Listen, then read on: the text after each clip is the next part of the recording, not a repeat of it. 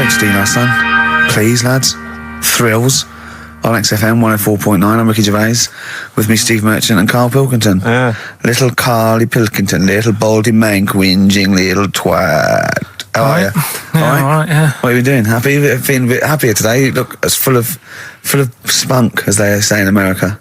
Yeah, I'm all right. Just a bit of a miserable day, though, isn't it? Yeah. A bit miserable. Yeah. Walking in today, right?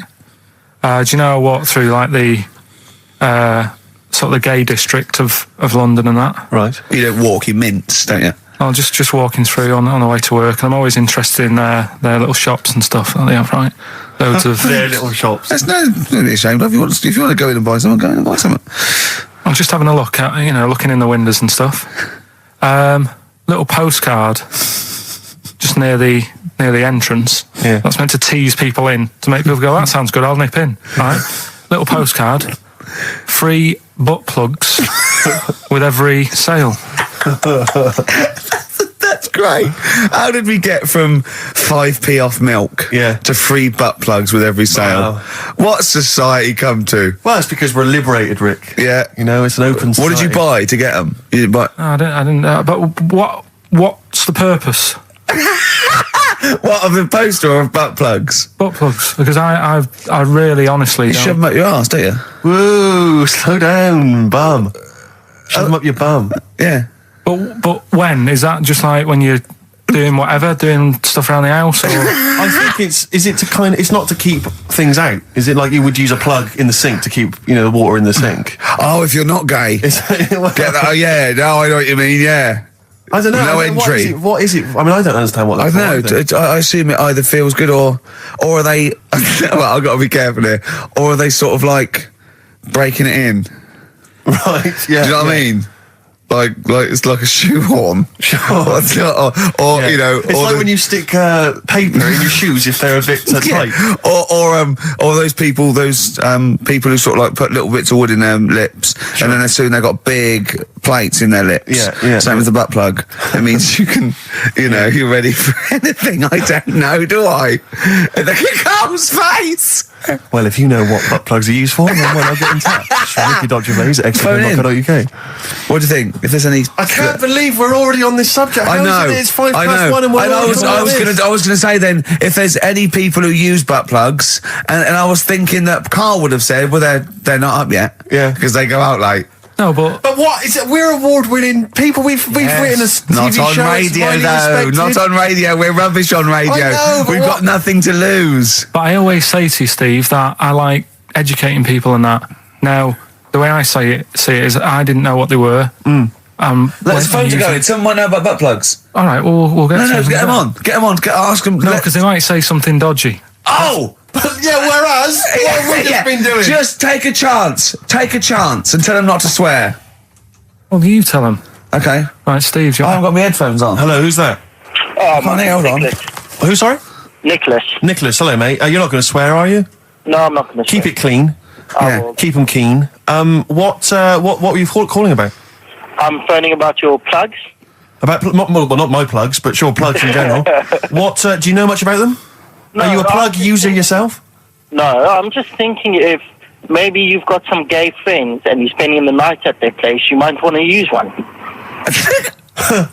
Right. What, you mean experiment with them, or...?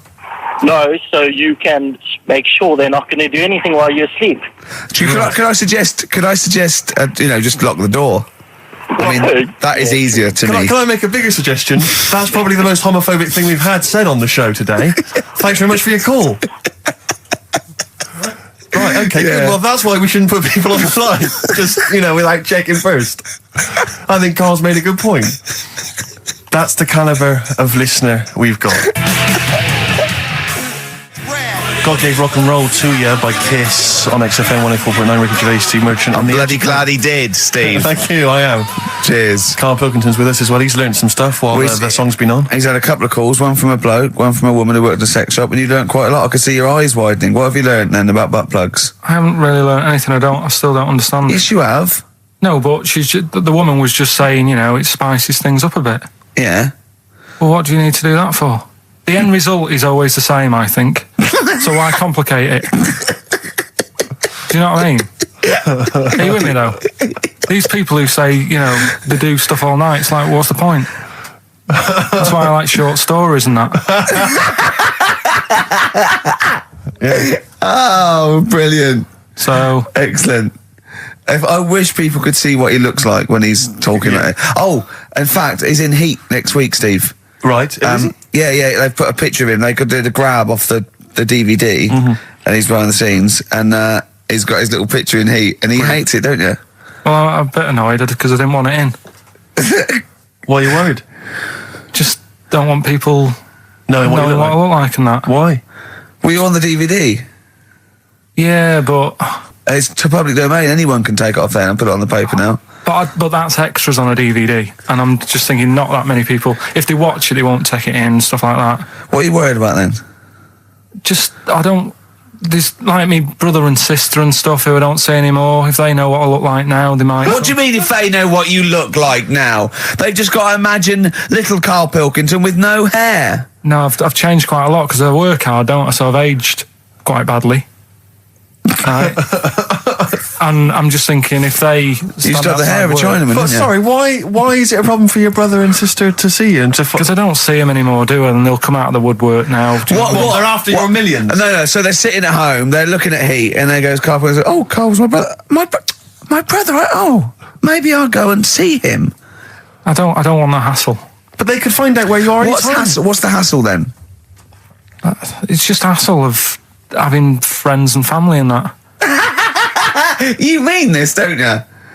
Yeah, it's, you know that I'm not into having But mates. if either your brother or your sister came to your door, would you not welcome them in and give them a cup of tea? Do you know what? He bumped into his sister, right, after about 7 years in a car park somewhere, right?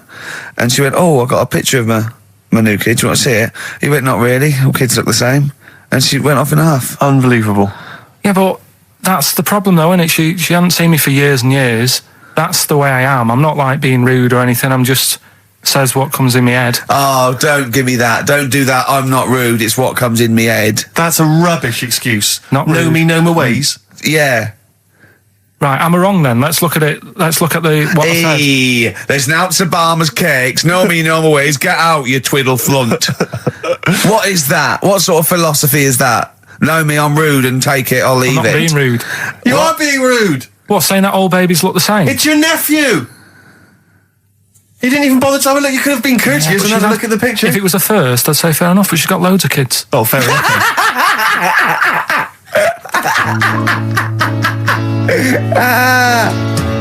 What kind of woman is she? David Bowie, Lady Stardust from Ziggy Stardust and the Spiders from Mars. I went to see him Tuesday. I know you went to see him Wednesday, Steve. I mean, obviously I'm a mental fan, but I think objectively that was one of the best shows I've ever seen. Yeah, it was brilliant. He's got the best band in the world. He played all the hits. It was an amazing show. The sound was incredible. Do you know what I mean? Well, his voice as well. I think people don't realise how incredible his voice is. It was absolutely soulful is the word I'd use. Brilliant. Yeah, it was absolutely brilliant. You don't care, do you, Karl? We don't care about this. You never really go to gigs, do you, Karl? The live music experience is not something you enjoy. Can be all right. Go on. I heard that someone else who went to the Bowie thing said that he sort of messed with the songs a bit, which would annoy me. No, he didn't. Not really. Hardly at all. He said when they did Life on Mars, instead of saying something about just the tune of it, he messed with it so it wasn't the same. That would annoy me. What would you do? Get up and leave? But I mean, we're not talking Bob Dylan or Sinatra. He ad-libbed a little bit, I suppose, and it's his song, but it was totally faithful. He was singing the songs. What do you mean? Well, it's just don't mess with stuff. It's like if you went to see Titanic and then the boat didn't have a crash, you go, what are they doing? It's like, oh, I fancy messing with it. Well, he didn't. Well, I'll tell you, he didn't mess with it. Relatively speaking, he did not mess with the songs. They were brilliant renditions. That would be a hell of a film, though, where Titanic gets to New York. Absolutely fine. Oh, Karl. But, you're amazing. It's because I work here, though, and there's a lot of gigs going on all the time, and then you get to a point when, you just go, get a bit fed up with that. Well, when was the last time you went to a live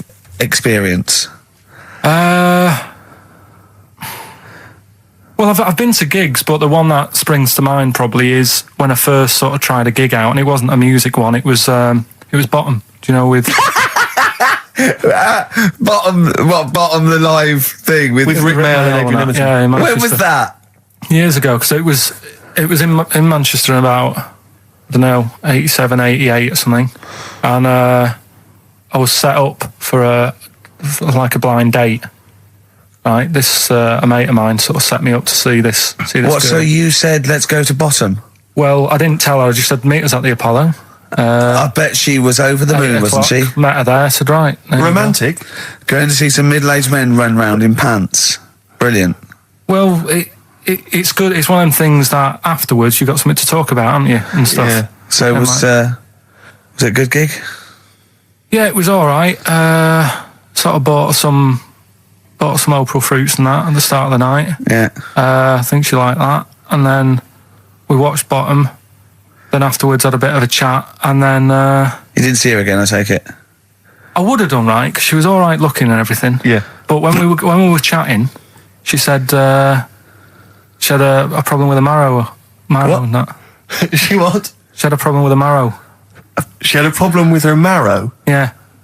You mean her bone marrow? Yeah. Oh, I thought you meant she had one stuck of her fanny. No, just a... Thanks for that, Rick. That's an image I can't get out of my head. No, I wondered what. Oh, I see. A marrow. I thought you meant a marrow. Her marrow. And is that serious, that? I just was put off it because I thought... if you Well, I think it's more serious than the problem with a marrow. Yeah. I mean, with a marrow and that. It's an idea if you're bored with butt I plugs. love it. I love it. Everything he says is like someone from Kes. It was just that thing that... Because, You didn't want to go out with a girl who might be ill in some way. well, yeah, I thought, what's the point in spending time with her, spending money on her and stuff, and then she's going to die on me? Oh! No, but seriously. God! No, but I'm just... But, see, this is what annoys me. You asked me to be honest, but I'm just saying, what's the point in me getting upset and stuff? No, but it's not the. It was the one thing he said. What's the point in spending money on her if she's going to die anyway? You've got to realise that's not a normal thing to say. No, but what's the point in getting to really knowing someone and thinking, oh, she's really nice, I want to spend my life with her. It's good that she told me when she did. Oh, what, during Bottom?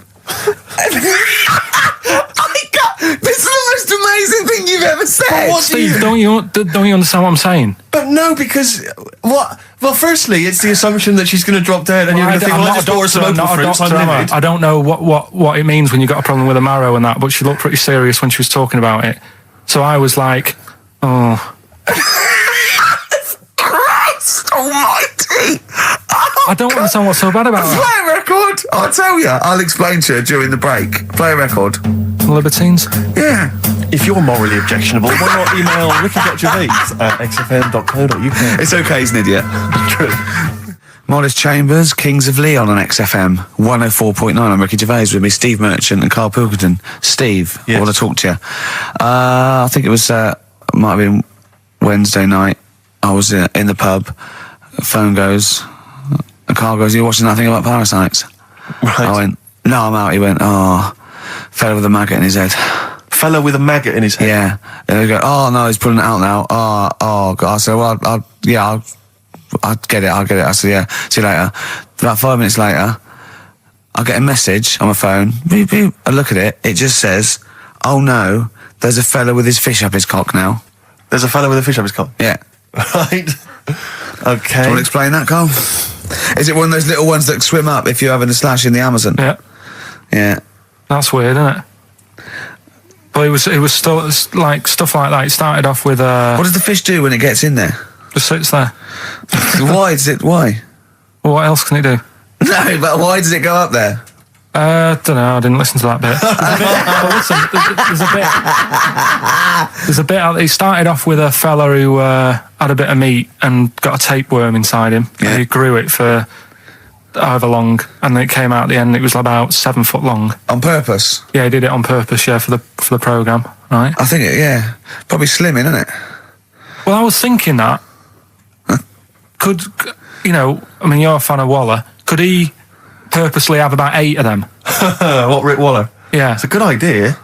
Because they were saying how they eat, a lot of stuff when they're in you. They just eat all Well, of they take enough so you don't die, and nor do they. Yeah, but I mean, you've got to keep taking them out, haven't you? Because you'll still have the same weight because it's got to go somewhere. So you'll have them in you. What you got to do is let them eat your meal and then take them out. Do you think worm watchers will catch on? Yeah. So anyway, so that happened, right? And then there was a woman with a maggot in her head. A woman with a maggot in her head? Yeah, she went on holiday, it got in there somehow, and Stowaway. it just it was massive. And the thing is, she had a hole in her head, and she's there being interviewed with the doctor, and you can see it just sort of sticking its head out. Do you know when you see a cartoon with a maggot in an apple? Yeah. And it looks around like that. Yeah. Why didn't they just take it out there and then? I think they could have done, but the doctor's messing about. It's like, well, it's good for the show, isn't it? And they left it in there. Right, that's libelous. Well, that is libelous. But I found it weird. Why not just grab it? Because there must be a reason. There must be one of those medical reasons that you don't really know about, Carl. Right. And another bit. This was the best one. Right? Grab it. Right. There's this fella, and he was on his bike, right, cycling to work or whatever, and he sort of sees this thing in the corner of his eye. Right? Literally in the corner of his eye. Or you mean he just said he saw in his something. peripheral vision? Okay, yeah. I thought, what's that? Yeah. So he thought, doesn't matter, whatever. And he stops off at a cafe, right? Get a little scone, a tea or whatever. And he goes in there and he's sat down, and the waiter comes over. He says, what do you want? He said, I'll have a scone and a tea. He goes, all right then. So he goes to get it, comes back. As he puts the tea and the scone down, his face is like, what is that? Right? Like a look of frightenedness on his face, right? Drops the tea and legs it. So the fella's going, what? So he legs it after the bloke and goes, what? And he says, something came out of your nose. That was massive. Sorry, something came out of the guy's this is all true because people would have watched it, so don't start saying it didn't hang on, happen. I just need to clarify. The guy on the bike... I don't believe he ran away. I don't believe he legged it. I don't believe he had a look of frightenedness on his face, and I don't believe he said something massive came out your nose. And I don't even believe he had a cup of tea and a scone. These are the things that I think are embellished. But who had something coming out of his nose? Was it the guy serving the scone? The one who was on the bike who ordered the scone. Yeah, but what was came it? out of his nose. Yeah, what was it? Came out of his nose. Right. So he goes home and he thinks, I've got to sort this out because he's not good in that. So he But what? No, it was out of his nose. So you mean it poked out of his nose? It didn't come out. It just said hello and then it was like the maggot in the head. Yeah, he just popped his head out, had a look around and went back in. Why did the bloke drop the tea and run? Well, it's weird, isn't it? Alright, so he goes home. He goes home and he goes, oh, God, So he sits in front of the mirror and he's sat there waiting. This thing comes out. Again, sort of looks round, goes back in again. So he goes, oh. No scones. Right? No, so he goes, I've got to sort this out. He goes to the doctors, says to the doctor, I've got something up my nose. It just keeps coming out and having a look round, going back in. Didn't say that. The doctor's like, oh, I haven't heard of that before. Right? Didn't say that. So sat there. He does it again. The doctor looks, frightened again. Runs away? Yeah. He's got a look of frightenedness on his face. He had a look of medical frightenedness. Yeah. He dropped his stethoscope and legged it. No, he said, I know what it was. So what? So you got a leech up your nose. He had a leech about that long. What's radio? Well, how long's that? 4 inches. 4 inches coming out of his nose. Next time it stuck its head out, he grabbed it, pulled it out. That's horrible, though, isn't it? Isn't it? Can I just remind people, just let people know, when Carl was saying it was about that long and Ricky said 4 inches, he was using his fingers. Oh, yeah, he didn't have his... No. Something else there. Fella out, no. So he had a leech up his nose. How did he get a leech up his nose? I don't know, again, I'm not that bothered about that bit. All the footage and stuff. Oh, play a record. Brilliant programme. Yeah. It's just the same. He just sees that. He gets fast. He doesn't read on. His education is just sound bites and self-embellishment in his own head. Yeah. Well, it's like he gets all his news from Ananova and he just reads the headline. Yeah. Wow. And he just doesn't bother reading it. But he considers that education. He gets annoyed if you think that more information is useful. Don't get going on that, 'cause we'll talk about that later. If you're going to start having a go. Right, okay. Okay, we're going to play a song now, and I'm going to tell London Karl's confusion over evolution. Right. Better you two? Oh, brilliant. Sweet thing. 104.9 XFM, 104.9. U2, the sweetest thing on XFM. Ricky Gervais, Steve Merchant, Karl Pilkington. So, we're with Karl in the week. So, what can we do this week? I was saying, well, don't do Rockbusters. That's dead in the water. I hope the listening public agree with me. He's going, well, you know, I want to teach you stuff again. Remember what I taught you last week? I went, no, no idea. Were you joking? I went, no. And it was, he went, Ivan the Terrible gouged out a fella's eyes. Yeah. He actually said Ivan the Terrible at the time. Yeah. So I can't remember. This was a man who had built something for Ivan the Terrible, and then but his idea of education is telling someone something that knows more about the subject than him, so they can correct him when he's telling them it. And so I said, well, I don't know. And he gets annoyed that me and you are dubious against monkeys who perform bank robberies. And he goes, but you believe in Newton. He doesn't know the difference. I was trying to explain the laws of the universe, right? He was going, what do you... And so all I come up with, I thought somewhat interesting. You know when you tell a child maths, you say you've got 3 potatoes and you've got 4 potatoes. Yeah. I have to do that with science to Karl. Yeah. So I ended up saying, imagine you're in a shopping trolley with loads of house bricks. If you throw the house bricks out, you'll go the other way. He loved that. Right. He upped, didn't you? Mm. Because I didn't know that would happen. And... It's sort of useful to know. It sort of explained a bit to me and stuff. Yeah. Right? And that's why I like doing stuff every week. I think listeners go away going, well, I didn't know that. Do you know what I mean? Karl told me something there. They forget it instantly, just like we do. We're friends of yours and we forget it instantly. No, the annoying thing with you is, Steve, not so much, Ricky, at least he'll listen now and again, he'll just dismiss stuff straight away. I told you loads of stuff yesterday, I taught you loads of stuff. But Karl, what you consider education... hang on, what you consider education, I consider tittle-tattle.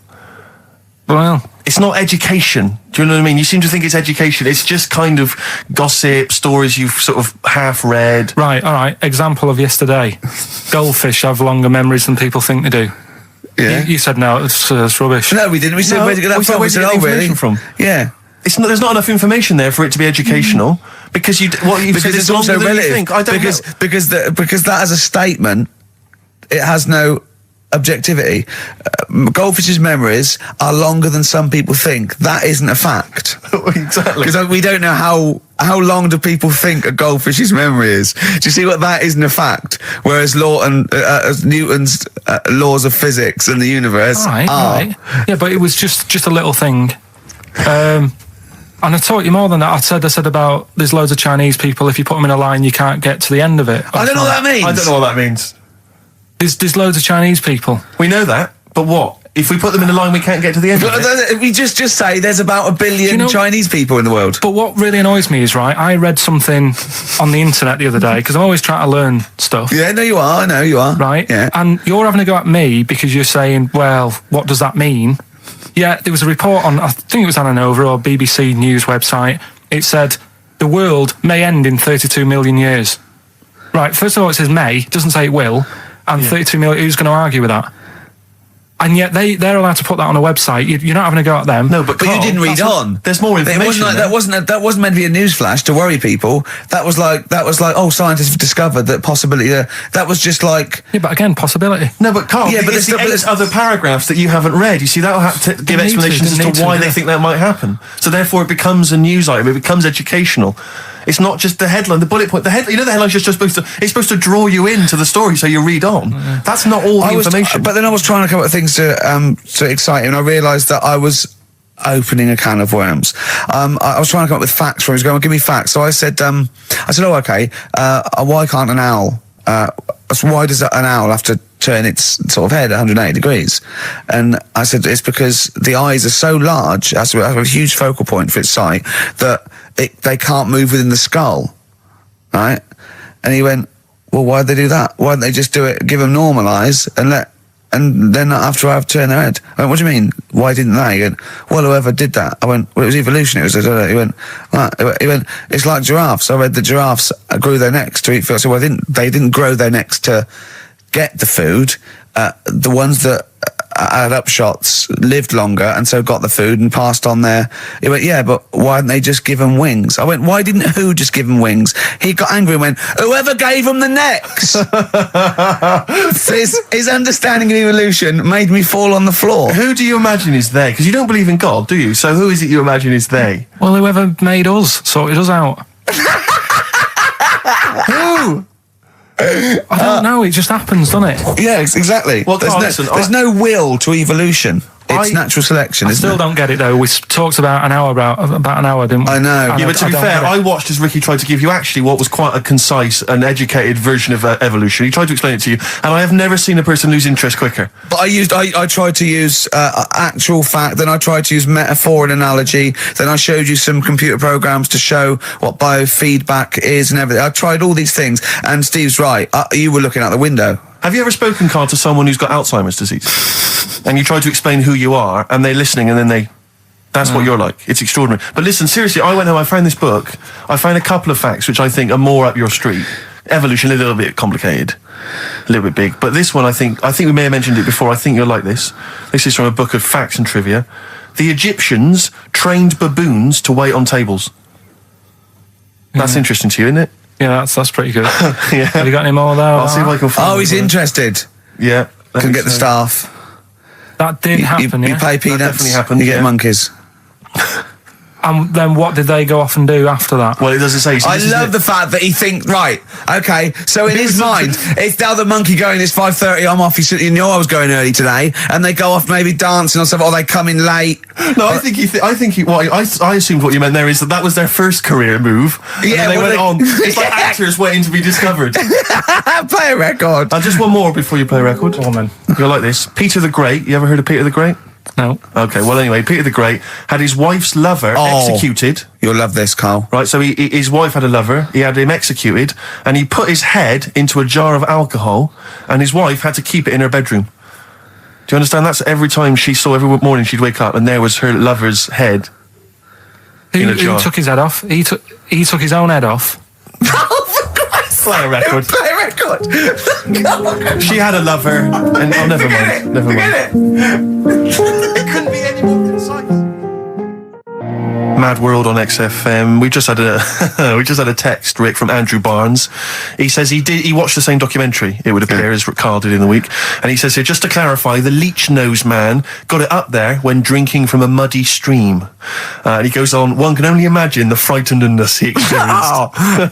Carl. Explain to him once more what happened with Peter the Great. All right, so we've got Peter the Great. Yeah. Okay.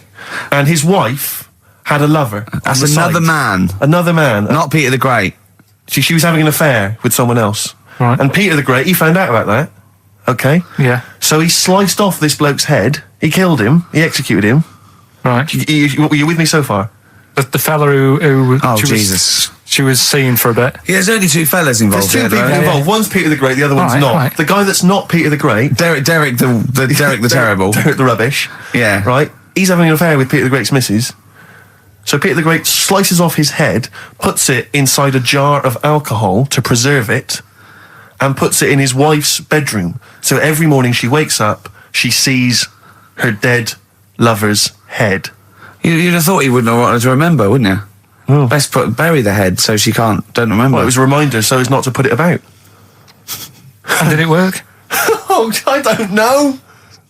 I love that. Again, that to me is an amazing thing to do. And you go, did it work? I mean, you've got quite an interesting mind, actually. I mean, you are, in some ways, really, really bright and intelligent. I love the way you think. You're one of the cleverest blokes in some ways that I know. Hello, it says I've got common sense. Well, yeah. And that's more important than knowing about, But it's what it's like you follow the subplot, which is quite an interesting thing. Do you know what I mean? It's like you tell you a story, you'll always pick up on something that I didn't even think was an important bit. It's like you're looking out of the window all the time. So what's important about that head thing? What do you mean? The head in a jar. It's a grotesque thing to do. It shows ego, power, cruelty, and revenge. Although I think it probably did work because he is called Peter the Great. Yeah. So you'd assume he got it right. Yeah. I don't see how you can query that. That's the sort of facts you give us. You see now, you're on the other side of the fence, and you've got questions just like we've always got questions. No, but in Carl's thing, it would have been, turns out, some weird happened, right? And he was still alive. Yeah. And so she was still having sex with body. And his head was watching. Yeah. And Peter the Great didn't even know. See how he's perked up? I understand what you're saying. Now, I've learned some other stuff, so I'll see if I can, educate you a bit before 3. But I want to know, I'll tell you what education I want. I want to know what sort of things I can buy this weekend. Butt plugs.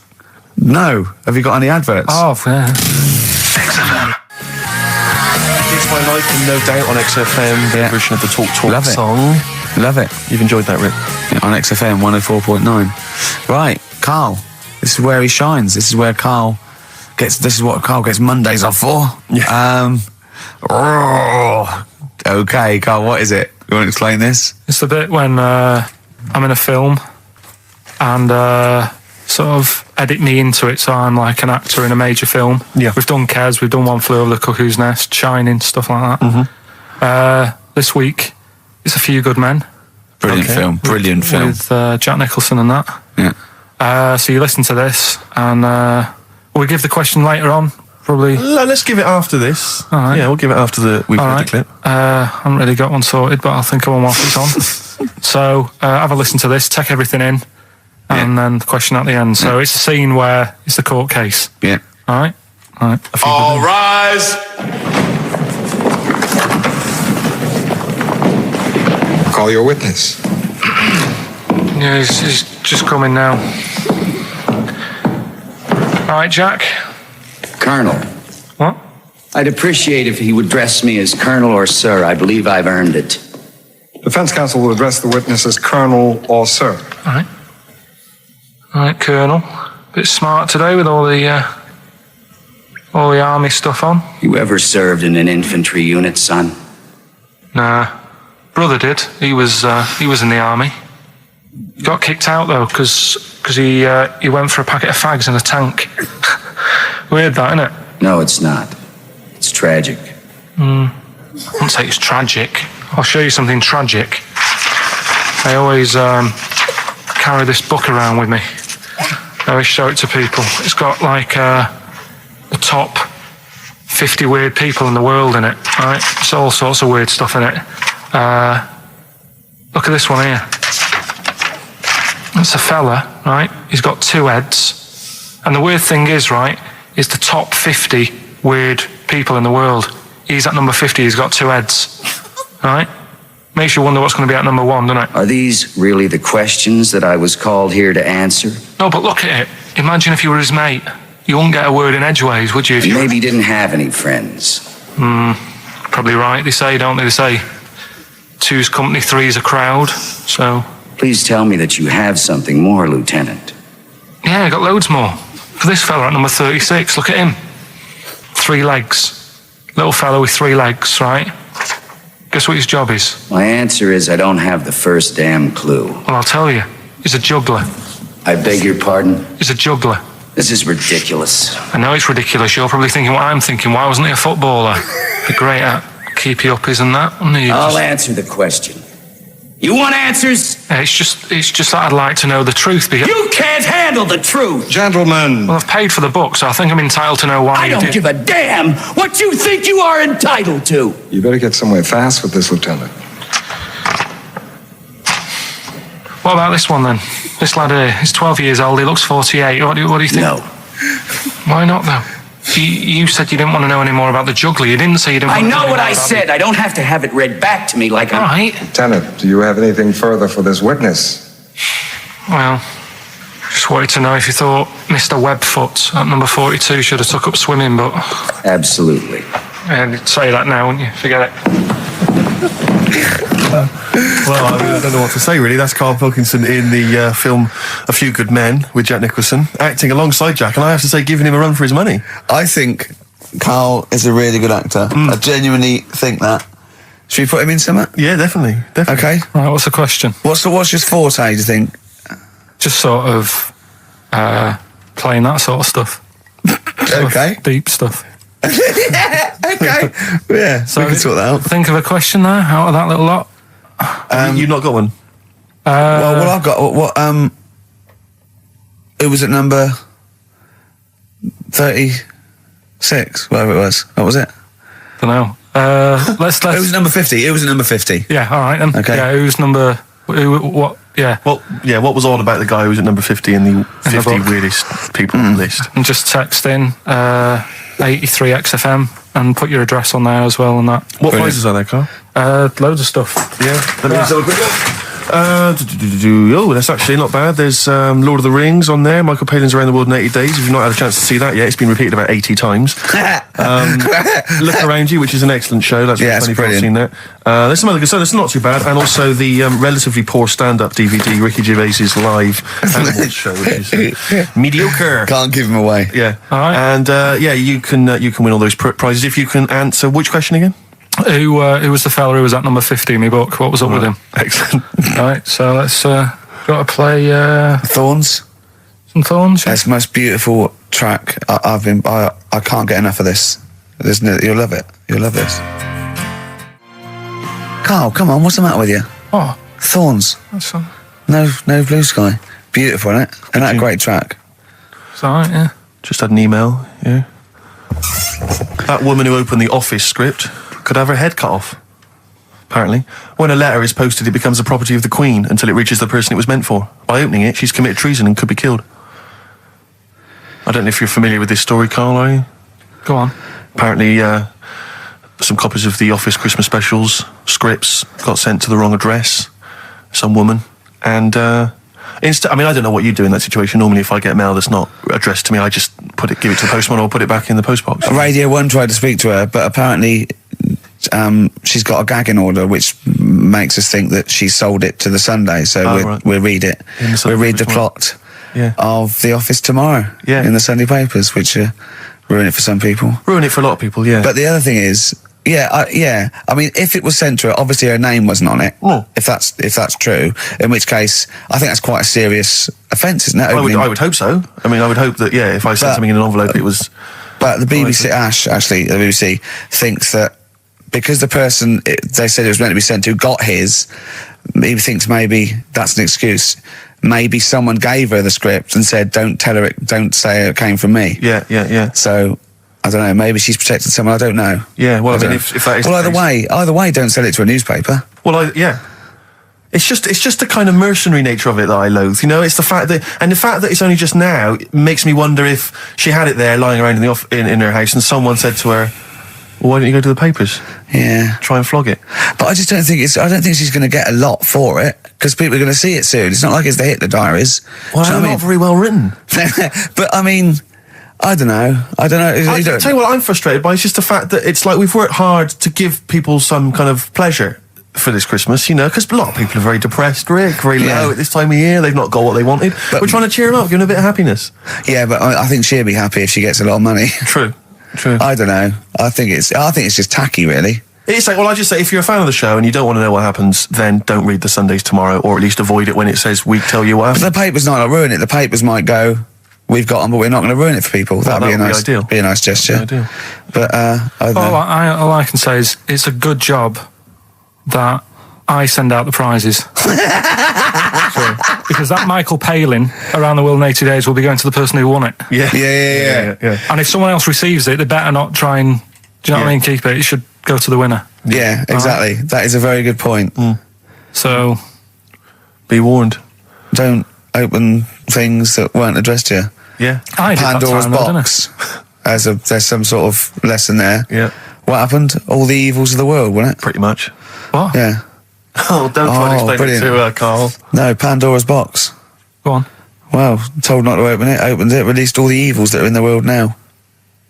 But did the person say if you open it, loads of evil will come out? It's not true. It's not true. It didn't really happen. It's not like evolution. It's not the truth. But you remember that? Yeah, you won't listen to some of my stuff, like goldfish and stuff. No, it's not that we don't listen to it.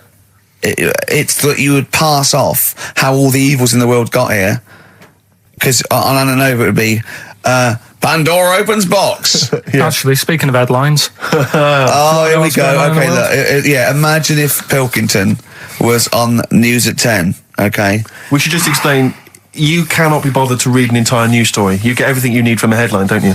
Well, I think it's enough. I think if they did... Well, let's see if this is enough. Let's see if Trevor McDonald just read this on the news at 10, it'd be short and you get back to the football, whatever. Here we go. And here is the news at 2:15 with Karl Pilkington. Bong. Man who walks backwards around lake falls in. Bong. Chinese woman eats dirt. Bong. Man lives in rubbish dump for 10 years. Brilliant. Bong. Czech family says they've got a rabbit with 3 knobs. Right. Done. Sorry, can you just read a little bit more of the Czech family with 3 knobs? Just about a family. Not read it to yourself. Read it out on there. He can't read it to himself. I tell him to read it to himself. We still hear it. No, he was, because I could see his lips moving. Go on. Just this fella who had 3 rabbits. Right, just think of this is Trevor McDonald. Yeah. Okay, carry on, Carl. Okay, oh, here's the news. Right, good, brilliant. Go on. There's a fella. He's got 3 rabbits and that, and then he checks them out. Right. Yeah. 2 of the rabbits have got 2 knobs each. Right. And he goes, that's a bit weird, isn't it? Sure. And they're throwing them around, sort of chucking, showing them around the family and stuff, saying, look at that, that's weird. Picks up the 3rd one. It's got 3. Yeah. So they ate the 2 with 2 because they thought they best keep the 3rd one because a little bit lucky in that. Yeah. It is lucky. 3 knobs there, yeah. Now here's the sports news, and that's how it would work. Yeah, okay, brilliant. Well, read about the Chinese woman who eats dirt. I'm interested in that. That's it. That is the story, isn't it? What more do you need to know? It's Well, I want to know a little bit more. Can you just embellish it? 78-year-old Chinese woman. She says she's 78. Makes you wonder. Yeah. with my theory. Carl's theory is that Chinese people don't age well, and so those Chinese people that are saying they're 112 are really only 33. That's why he doesn't want to be recognised, because he doesn't want to walk out from here into Chinatown. Yeah. It just says she's been eating soil for 70 years. She's ate about 10 tons of the stuff, and it's done her no harm. Kept her grounded. It's probably all right for you, isn't it? Because it passes through, doesn't it? Yeah. Well, they say, don't they, if you're having a kid, let it play in soil and that, because... well, that's to get it immune, yeah, to get yeah. But lots of, like, things with sort of birds and reptiles sometimes swallow soil and stones because it grinds up stuff, breaks down cellulose for them. Doesn't do you any harm. All right, then. One more fact from this book for you, Carl. Apparently, officially, the Second World War is not over. It's not actually over because there's never been an official treaty signed between Germany and Russia. So it's still going on. Interesting or not? Not as good as the monkey one and the woman who eats dirt. And the Pete the Great and that. Sure. But, yeah, it is over, isn't it? Isn't it, though? That's what I mean about you annoying me with stuff that you go, oh, that's interesting. I don't think that is interesting. Okay. There was, what was it I learnt? What was it I learnt? Think of that as a question. Well, we're all trying to figure that out. Yeah, go on. Leonardo... DiCaprio? The painter. Da Vinci. He could write with one hand, draw with the other at the same time. Right. Yeah, that's good. It's all right. That's interesting, isn't it? Yeah, it's all right. Well, if you have an interesting fact for Karl Pilkington that you think he might be intrigued by, email ricky.gervais@xfm.co.uk. What have we got coming up? What have we got coming up? More education stuff. Some good tunes and that. Yeah. And bit of Outcast. Yeah. Outcast. Hey Ya on XFM 104.9. I'm Ricky Gervais. With me, Steve Merchant. And over there, Karl Pilkington. Now we've got a new feature.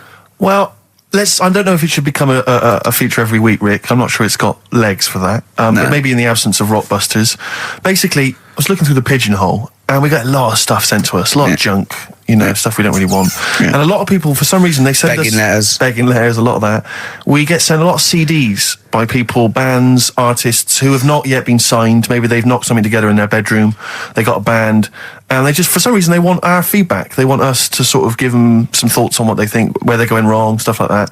And I just thought, I was having a clear out, and I thought, why not just give them a little chance, you know? Yeah. Just throw them a bone, Rick. Honest critique? Honest critique of some of the artists that sent us stuff. Okay, go these on are then. bands that have not been, they've not got a record contract. This is exciting. Okay, name the 3 bands Well, I'll first. tell you, no, we'll go through them individually, and I'll hear a little snatch, and then I'll get your opinions, both from you, Rick. I know you've been in the music business, you've got a good general knowledge of music, you've got good taste. Big time, and big also time. Karl Pilkington's views as well. Yeah. We know what to think of them. So this first band is called Kellerton Road. I'm sure they're very excited. As I said their name then, they probably can't believe it. They're phoning each other now, they're getting so excited. All friends are phoning them now. Yeah, Turn your exactly. phone off. They can't people in believe this that. band. You don't want to... Yeah. Well, okay, then Kellerton Road. Kellerton Road, play a track from them. So that's Kellerton Road. I think that's a track called Secretly. And looking on the back here, there's 6 of them in the band. They all pretty much look the same. They've got the long hair, the usual sort of look. What do you make of them, Rick? All right. Yeah? Quite like Yeah, that? good, yeah. I mean, bit generic. The chorus was a little bit simplistic, but I like good production, good Yeah. good Reminds you of musicianship. something maybe like the Thrills, that sort of thing. Yeah. I mean, yeah, good. Jukebox or junk box? What's a junk box? It's just, I'm just trying to make it sound snappy. Jukebox or junk box? Don't, because you haven't got it. Don't ever stick to what you're good at. Okay. What, being sexy? Just sort of watching Doctor Who and stuff. You like that, don't you? Yeah, I love it. Okay, then right. What's the next one? So, well, let's just ask Karl Pilkington's opinion. Karl, what were your thoughts? Yeah, it's all right. Yeah? That's it, is it? Yep. Is that why you're no longer right for the enemy? Go on. So what's this next one you've got for us then, Karl? Toffee. Toffee. It's called Born Depressed. Oh dear. Brilliant. Is it about you? There we go, I Toffee. quite like that. Yeah? I sort of a bit glammy, bit underground. Yeah. What do you make of the name, Toffee? I don't like the name. It's not great, is it? No, but I quite like that track. Quite like the track. I'm If just that's looking at the representative. CD, they've made it themselves, and basically the band feature on there completely nude. Oh, What do you... Well, we know what we think of that. What do you think of that, Carl? I'm happy with that. Let's have a look, though. Have a look there. That's no point, is it? There's quite a lot of blokes and there's one naked lady. Just having a look, though. Just Yeah. What are you looking at the blokes? What are you looking at? Why are you looking at the blokes? let's Knob. just having a look. But you look at their knob. I can see by the way your eyes are I'm looking. looking at the woman's knob, though. Well, she won't be happy with that. No, that's a bloke, Karl. Yeah, that's where you've been going wrong. Yeah, that's the woman. Yeah, Yeah, that's what I was looking at. That one, the woman's knob. So that's all right. yeah, good. So Rick, hit parade or shit parade? I don't know if it's going to be. I don't think it's going to be a hit yet because I haven't got backup. But I think we're looking more about whether they get A record deal. Do you think they deserve one? Yeah, I like. Thumbs up for both of them. Okay, well excellent. done. All right, well done. And Karl, play the last one then. What did you make of it? Sorry, we didn't ask your opinion. We weren't interested. Nice to see him on CD UK. Just like that on the CD cover. Okay. And this last act, I think, is this right? Picture Centre? Yeah. Picture Centre. Picture Centre. My favourite. You like that? Yeah, that's my favourite out of all of them. Good. There's a bit of Amy Mann in there. A little bit Cocteau Twins. Yeah. No, really good. I really like. Really good. Really intriguing that. Karl Pilkington? Yeah, it's all right. If you didn't like it, what would you say? It's weird though, isn't it, music? No, do you know what I mean? It's like, it depends what you're doing. Do you know what I mean? That's all right. If you're just having a game of crib or whatever, it's just on in the background. That's the thing with music. I don't think you can sort of slag any of it off. It's times, and it depends what mood you're in and stuff. Yeah. So this is it's a pointless feature. It's a pointless feature. We'll do it well, I again didn't come up with it. No, I don't. All right, don't slag it off. then. Okay, we'll do that again then. I was quite enjoying that, but okay. No, do you understand what I'm saying? Well, That it's not worth having an opinion about music. Well, I'm not that bothered. I'm just saying. imagine if he was on the panel of Fame Academy or Pop Idol. Yeah. That'd be great. He'd go along, and Nicky Chapman go, yeah, you've really improved. I really like that. I don't like what you're wearing. Dr. Fox, you were hot, baby. I loved it. Like your legs, like all your boobs and all that. Brilliant. Come to Carl. Not bothered. All right. Yeah. Brilliant. No, we'll keep it up. Play a record. Yeah. Oh, come on. This is my favourite. Can I change? Well, this is my favourite out of all four of them. Lynyrd Skynyrd. Yeah? Yeah. Slam dunk this puppy. Jet and roll over DJ on XFM 104.9. All right? Carl, just an email, a question for you. Can you please let me know which school Carl went to? What school do you go to? Cessav. What? Cessav. Cessav? Yeah. What does that mean? It was on Cecil Avenue. Cecil Avenue in Manchester. Yeah. It's just he says, I'd like to know so that I don't send my kids to the same place. He also says, he says, P.S., does Carl look like Gollum in Lord of the Rings? Yes. He does, doesn't he? Yeah, that's very good. Yeah, in fact, I was just putting a little bald wig on you, wasn't I? Like he needs one. Yeah. So, if you Just want some to of the fun and games we have when the songs are on. Yeah, did it hurt? Just a little bit. The bit that worried me is when you said, let me just staple it.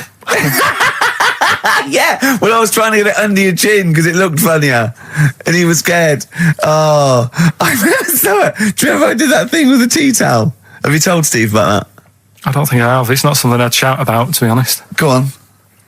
Went round his place, and he said, "Oh, before you go, I must try something." Because I couldn't get squeezing hard enough. I can't, because I'm not strong enough to hurt him anymore now, or am I? I think I can take it a bit more than I could at the start. Yeah, so I wanted to squeeze his head more. So what did I do? So he said, just hang on, I've got a tea towel. He brought a tea towel in now. I need something sort of long and thin. What can I get? He's asking his girlfriend, where's that there? Comes in with a spatula, right? He puts the tea towel on my head and manages to sort of put the spatula in and turn it round so that the tea towel is tightening on my head. Yeah. Using little pressure, would you say, from you? Yeah, just little. It's brilliant. It was like a tourniquet, and I just turned it a little bit, and he screamed almost straight away, didn't you? It hurts. But I don't. But why did you think that was good? When would you need to use that tool? I knew. I did it on my other bald mate, Rob, who was over, and he screamed as well. Because he just put a tea towel round, like a little bandana, just stick the wooden spoon down the back, just turn it, and it's even half a turn, isn't it? And it really... Hopefully children listening will be trying that on their friends. No, they won't. Don't try that at home. I've got another fact for you, Carl. It might be of interest to you. It's the final one. The ancient Babylonians had few... What? And just stop you there. What's a Babylonian? My head's gonna burst. What do you mean, what's a Babylonian? I've never heard of one. No, but we'll work out. What's an Evertonian?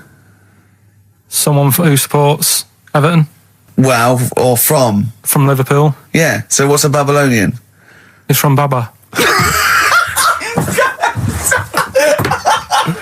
Yeah, well, anyway, some people from Baba, ancient Baba, they didn't have very many doctors in those days, all right? Because they felt that illnesses should be left to the wisdom of the public, right? So if you were sick, okay, you were placed in the city centre, right?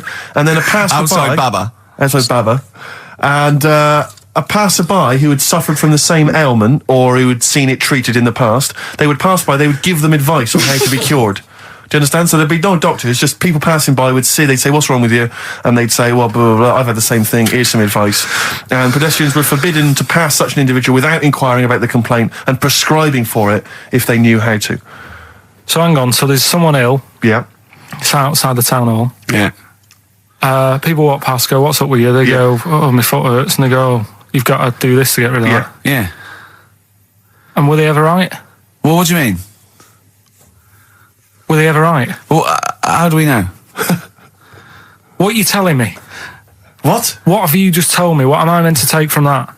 You just said strangers sort of say, you've got that wrong with you. I think he's sulking. I don't think he's ever going to take anything we tell him again because we don't... No, but I don't like the fact that he goes, monkeys can do armed robberies, and we go, no, they can't. I don't understand what the problem is. But how is that different from telling me that a Chinese woman ate dirt? How is that not the same sort of Because that's fact? weird. Someone sat in Trafalgar Square going, I've got a headache and I go take some Nurofen, isn't shocking. I'm not a doctor. I've given him a bit of advice. But neither is the dirt lady. She's not particularly interesting. Neither of them are particularly interesting. I'm just trying to give you an example of the same sort of drivel you feed us every week. Would you sort of have tea round at our house? It's weird. The Chinese woman... Right, so it's weird. Okay, now we're getting somewhere. It's weirdness that you're interested in. See, I thought that you were actually interested in sort of learning that interesting sort of stuff. But if it's weird, it helps. If it's weird, it helps. Yeah, I mean, it doesn't have to be major news. The other day there was something about this fella who, I think he wanted to be an actor, right? And he was trying all his life to be an actor. Couldn't get a gig anywhere, right? So when he died, he said, right, I'm going to leave all my money to the theatre as long as that theatre uses my skull in that play they do with the head. Hamlet. In Hamlet. So that's that sort of news, and it's weird. Right. What money did he have if he's been struggling actor? He had some money in that. What did he do? I don't know. That's what I'm interested in, what he did. Yeah, No, that's but what it me and doesn't Steve. matter, though. Yeah, that's what me and Steve are interested in, what he did, how he earned his money. So, because you were going to educate us this week with some interesting facts. Oh, yeah, come on then. Is that it, or have you got more? Well, that's weird. But that's not educational. You didn't give me his name, you didn't give me when, you didn't give me what No, theatre. but also to take from it. Do you know what I mean? If people listening and go, well, I'm a bit like that. It's like if you've got to be dead and have your skull on stage, that isn't the job for you. That's what I'm saying. If it takes that much, give it up, do something else. Right? What else have I taught you? I don't know. You haven't taught us, so you've never taught me anything. See, we'll just have to sort of... What, agree to disagree? Right. I don't know what you can sort of learn from this. Go on then. 7-Up, the drink. Yeah. Right. We're actually on air now, aren't we? Yeah, this is right. it, Okay, this is it, baby. This is a radio show that we're paid Forget for. that then, forget. No, come on, 7 Up. It's not really... Not It's important. not interesting. More Go on, important. no, come on then. Come on. The little red dot, that's above the 7 on the can. Do you know, it says 7 up and there's a little red dot. Yeah. That red dot's there because the creator of it was an albino and he had red eyes. And he had that little thing there as his little trademark. Is that true? It's true. That's quite interesting. Right then. So that's what I'm saying. It's not that important, but it's interesting. If it's true, that's interesting. It isn't. It's true and it's interesting. Okay, that's good. You know, Coke used to contain real cocaine. So Well, they used to be medicines, didn't they? tonics, yeah. No, they were medicines. I read that tomato ketchup and Coca-Cola started off as medicines. Probably not a medicine, probably more of a tonic, because it probably a pick me up, wasn't it? If I had Coke in it and caffeine and sugar, and same as ketchup, probably lots of vitamin C and lots of sugar, it was probably more of a tonic. It wasn't really a medicine. They didn't say, cancer, have this on your chips. It's some HP. Wasn't a medicine, it was... Well, it was, kind of. All right, okay, let's agree to disagree on that particular one. Okay, all right, yeah. Is that it, Carl? What else? Because you've Any been other educated facts? this week. You've given us the 7-Up thing, okay. I've told you about the goldfish. Not really, but yeah. He didn't tell us anything about goldfish. This is your fact, right? You know what? Goldfish might have longer memories than some people think. That's not a fact. That under no circumstances would imagine Magnus Magnuson saying, what animals might have longer memories than most people think? This is goldfish correct. Imagine that as a question. How is that a fact? If you ever have children and you can educate them with this kind of drivel, is this how you're going to raise your kids? So their minds just pumped full of That'd this be my rubbish? job. I'd keep them interested with stuff like that. Right. Yeah. Suzanne does the proper stuff. Yeah. So you agree there is some proper stuff? Yeah, but I wouldn't make him do it. I'd just sort of leave the book there, and then if he read it, I'd go, that's good. That is. What book would you think? What, the 50th freakiest people ever to be born? Give him that to start with. What would you tell me your favourite was? The little fella who's playing the keyboard? That or the three-legged fella. Yeah, okay. So he's learnt that. That's the first day at school. What would you teach him the second day at school? I don't know, because Why do owls have to turn 180 degrees to look the other way? Because they've got big eyes. Yeah, and what's that mean? What do you mean? What's it mean? Can I just... I don't think you should have children. Well, Suzanne's always saying, she'd like to hear tiny feet running around the flat and stuff. Yeah. I just said, let's get a little midget cleaner. Right, haven't got long. We better give the winner. We got monkey news coming up. We haven't really got any monkey news. What do you mean? What do you mean? There's nothing going on, seriously. What do you mean? The last few weeks I've kept telling you. No. Right. This really annoys me when you say there's nothing going on, because you call it monkey news, but it's not monkey news. You have stories, dubious stories. But shut up a minute. About it's always chimps, which annoys me. You call it monkey because they're apes, right? And it's often from the 18th century, so it's not news anyway. So don't tell me there's no monkey news what I'm this saying week. is, if there's monkey news worth doing, I'll know about it. and there isn't anything, so let's leave it. Right, okay, you are going to give me some monkey news, well, I'm telling you, you are going to give me some monkey news, or we're not leaving. Right, well, my mum sent me some. Right. I got a little letter from her doing the usual sort of stuff, telling me what she's been up to and that. It was a little thing about somewhere in Lincolnshire or something. Right, good. Do a bit of monkey throwing. God, what do you mean? Because some fella got attacked by one once, and sort of to remember him, on this certain day, they go, oh, it was today, wasn't it? And that fella got attacked by a little monkey and that. And something about chucking monkeys about. That's horrible. I don't know if they're real. I think it's just like to remember. All right. But that's the only sort of stuff that's knocking about out there. But it's not. That's not. I've got my mum and dad on it, looking all the time for stuff. There must be more monkey news than that. There isn't nothing. I mean, these bits and pieces. There was a bit about Donna Rare, how when she has a kid, she's going to let a gorilla look after it for a week or something. But apart from that, it's dead out there. True. Well, I don't know what that means. She's well, that's it. Apparently, well, it's not true. She's not going to let a gorilla look after a child. No, it is. Apparently, a fella works with them or something, and this is rubbish. It's not rubbish. How can she let a gorilla look after a baby for a week? Well, forget it. Sorry, have you ever heard her speak? Can I just give you a little fact here? Someone's emailed in for you, Carl. They've sent an interesting fact for you. I think you're going to be interested in this. Don't read it on the email. Let me read it for you. I think you'll be excited. An interesting fact from Carl. That's from Toby. He says, Attila the Hun punished some fella who annoyed him by cutting off his arms and legs. You'll love this. And stitching his arms back where his legs should be. And vice versa. Look at his face. Look at a little smile that's just cracked on his lips. That is the kind of fact you've been waiting for all day, isn't it? So go on, again, so... Attila the Hun, right? Some guy he didn't like. He cut off his arms and his legs, and he stitched his legs on where his arms should be, and his arms where his legs should be. Look at him looking at his body, trying to picture it. Yeah. I'll let it sink in for a little while, then I'll ruin it for him. Carl, what are you thinking? I'm just picturing it. Right, he would have died. It would have been tokenistic. There's no way that person could have lived through it. So it was just for Attila the Hun's fun. He probably put him on a stick outside his gate or something. There's no way in those days that he could have gone through complete limb amputation. And so would he have wore a jumper for pants? Who's the winner of the competition? From Walthamstow, it's Joe Ogden. Well done, Joe. You got the correct answer, which was what? The fellow with two heads at number 50. Number 50. Is that it? Are we off? Yeah, that's it. Yeah. Right. Cheers. More of the same drivel next week. Bye. Bye. It's the best of. You've been voting in all week, sending your emails. So here's the clips that you wanted. All right, so here's the first bit. Yeah. Some doctor or something who was into like the way bodies work. They got their head cut off. The doctor? Yeah, he was doing a bit of an experiment. And he cut his own head off? Yeah.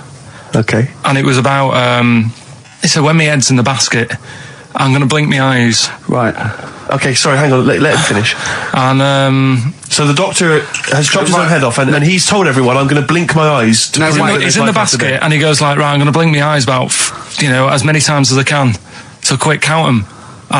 And they count, and he got to like 15 before he Right. died. Now, this is how Carl told me that. Till Nick Frost explained that, Carl told me, he said, right, well, a bloke, right, he had his head cut off, and when his head was in the basket, he went, count how many times I can blink.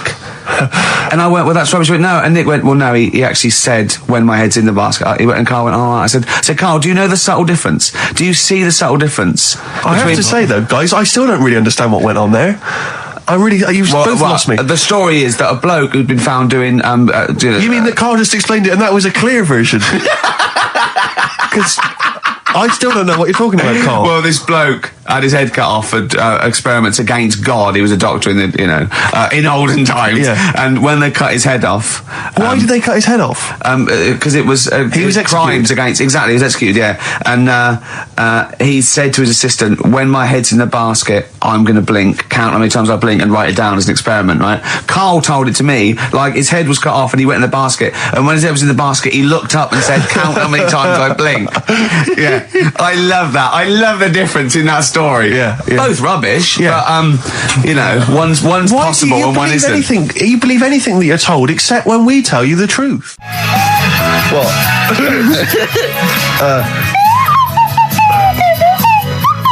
Someone's left one of those little things in here. It's brilliant, isn't it? Amazing. What are they called, those things? I imagine just there. I was thinking of being in the front row at a Morrissey concert and going, can I just play along? They are brilliant. I don't know what kind of sound that is. I don't know. It's only used for when Kenneth Williams sees someone undressing. Yeah. That's the only time that is used, that noise. Exactly. That is brilliant. But it's like it was specially created for the Carry On films. Yeah, we need, I don't know what it is, but we need something when I walk in and see someone changing. Well, what about this? There is a light that never goes out by the Smiths. I phoned Karl up in the week. Yeah, and I said, "What are you doing?" He went, "Well, even though it's one of my days off, I'm just doing some research on the web." Found anything that said, "Yeah, I'm doing science," and then he said, "You can get wigs for dogs in Tokyo."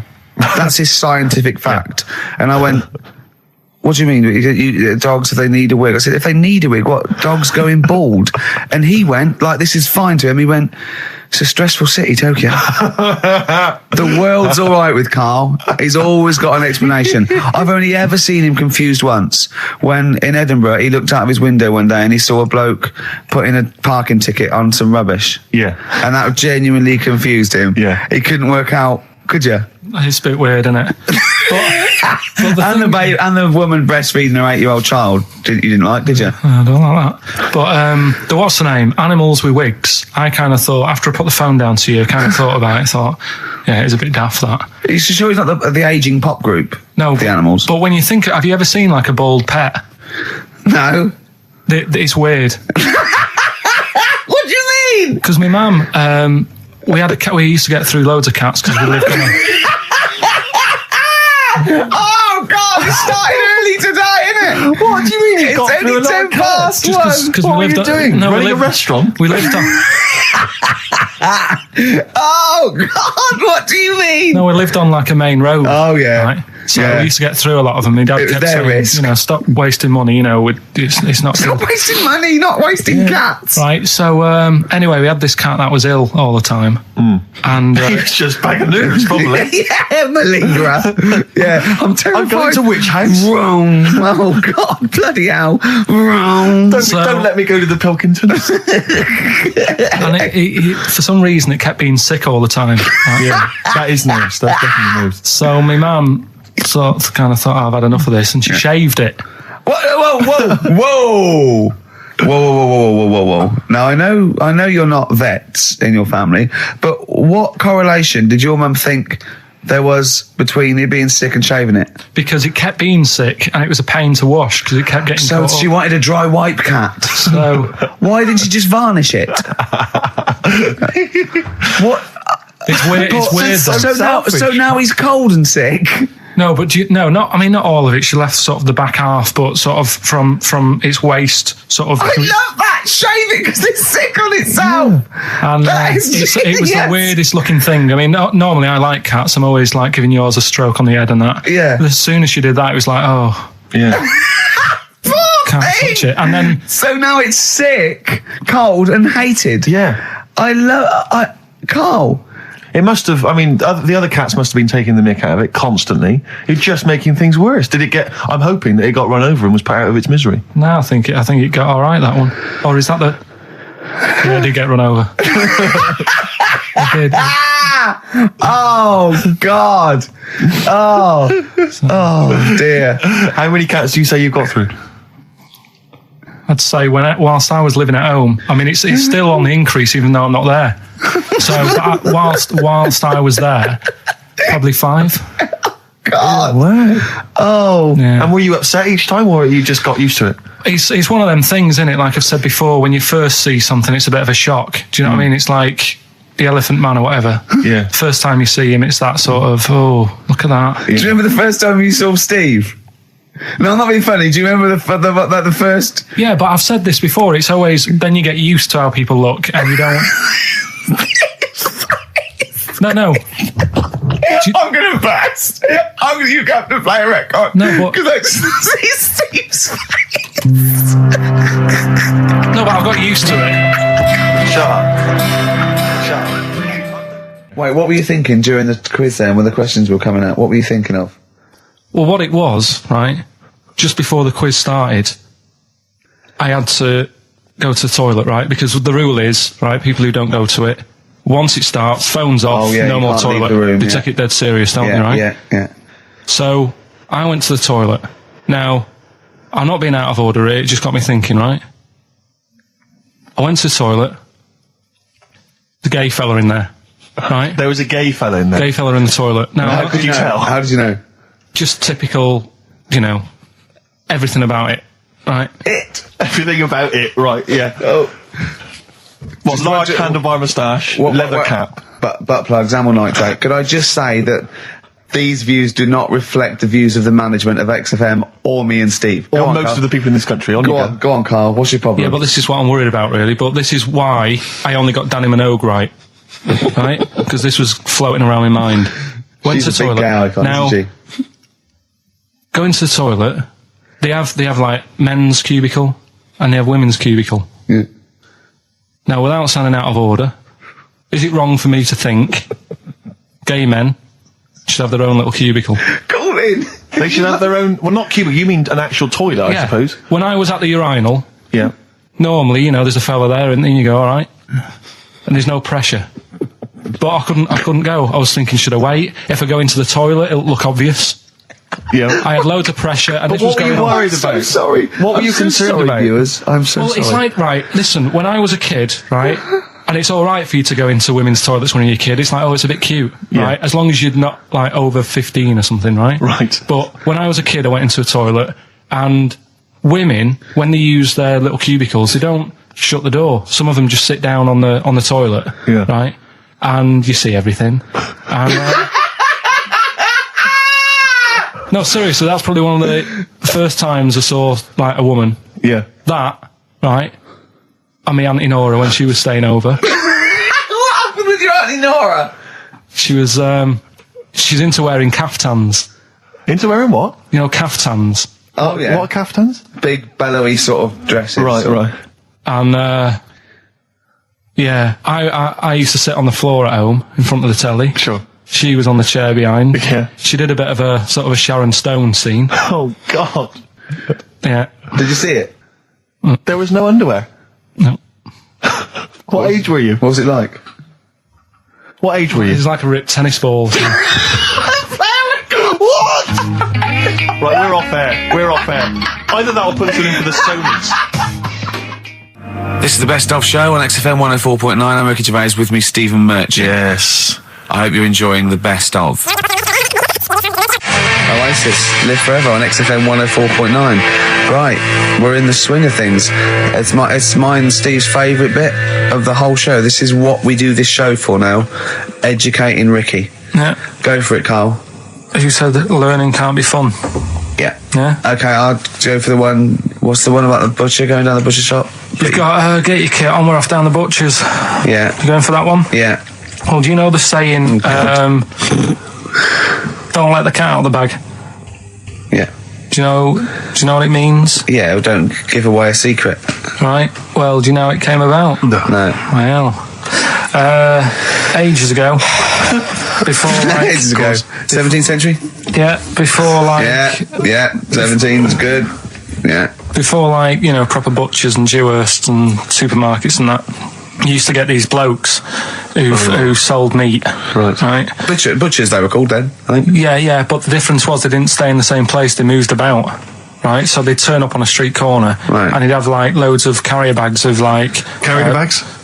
Yeah, with meeting and that, and people would Plastic be carrier bags. Yeah, with mobile butcher on them. Yeah. Right, so And an email address. Yeah, go on. people went, right, yeah, I need some meat, right? So they'd go up to this bloke and say, what have you got? And he'd say, well, I've got a you can have a bag full of pig, or you can have whatever, a bag full of chicken, whatever. Yeah. And they'd go, yeah, how much? They go, call it a fiver, whatever. Yeah. And they'd buy them, and to make more money, they didn't always fill the bag with what they said was in it. Oh, I thought that might be the case. Right? Yeah. So what Did they they used ever to do... put cats in there? Yeah. But I don't see what... Okay, so sometimes they would put a cat in the bag They'd put and a cat pretend in it the was bag. chicken or whatever else. Yeah, so But why was a cat any cheaper than a chicken? because cats are wandering around the streets, aren't they? Chickens aren't. So they'd get a chicken, they put a chicken on the top so that when they look in it, they'd go, yeah, that's all right. Got a bag full of chicken. They'd get home to make the dinner, and they'd be like, what are we having tonight? And they'd go, well, you'll never guess. And they'd have like, well, you can have a chicken leg, and... But it would be a cat. Yeah. They'd have to defrost a pizza. Yeah. Did they mind that they were eating cat then, in those days? He didn't say. He just was saying about the saying, don't let the cat out of the bag. It's like, if they see that, they're going to go mad. I'm mildly disappointed with this story. It's all right if it's true, but there's something about it. It's just... I want to know more. He always leaves it. Is it Karl doesn't quench your thirst for knowledge? He creates more. I don't know if that's a good thing or not. Well, yeah, he's like the pot noodle of information. Yeah, do you know? He never. I want to go. I'm not nourished by it. It's like if for every fact he tells me, there's 10 others that spring up that I have to get clear. Well, so it was the people that were doing this. It was the dodgy butchers that coined this phrase. Were they saying to each other, don't let the cat out the bag? I.e., what I mean by that, Jack, is don't let them see the cat. What we've stuffed in there. Yeah. Dodgy butcher, that's another phrase, isn't it? So that's the first one. Is that a euphemism or is that dodgy butcher? As his meat delivered around the back. Sure. So that's that one. So let's get your kit on. What does that mean?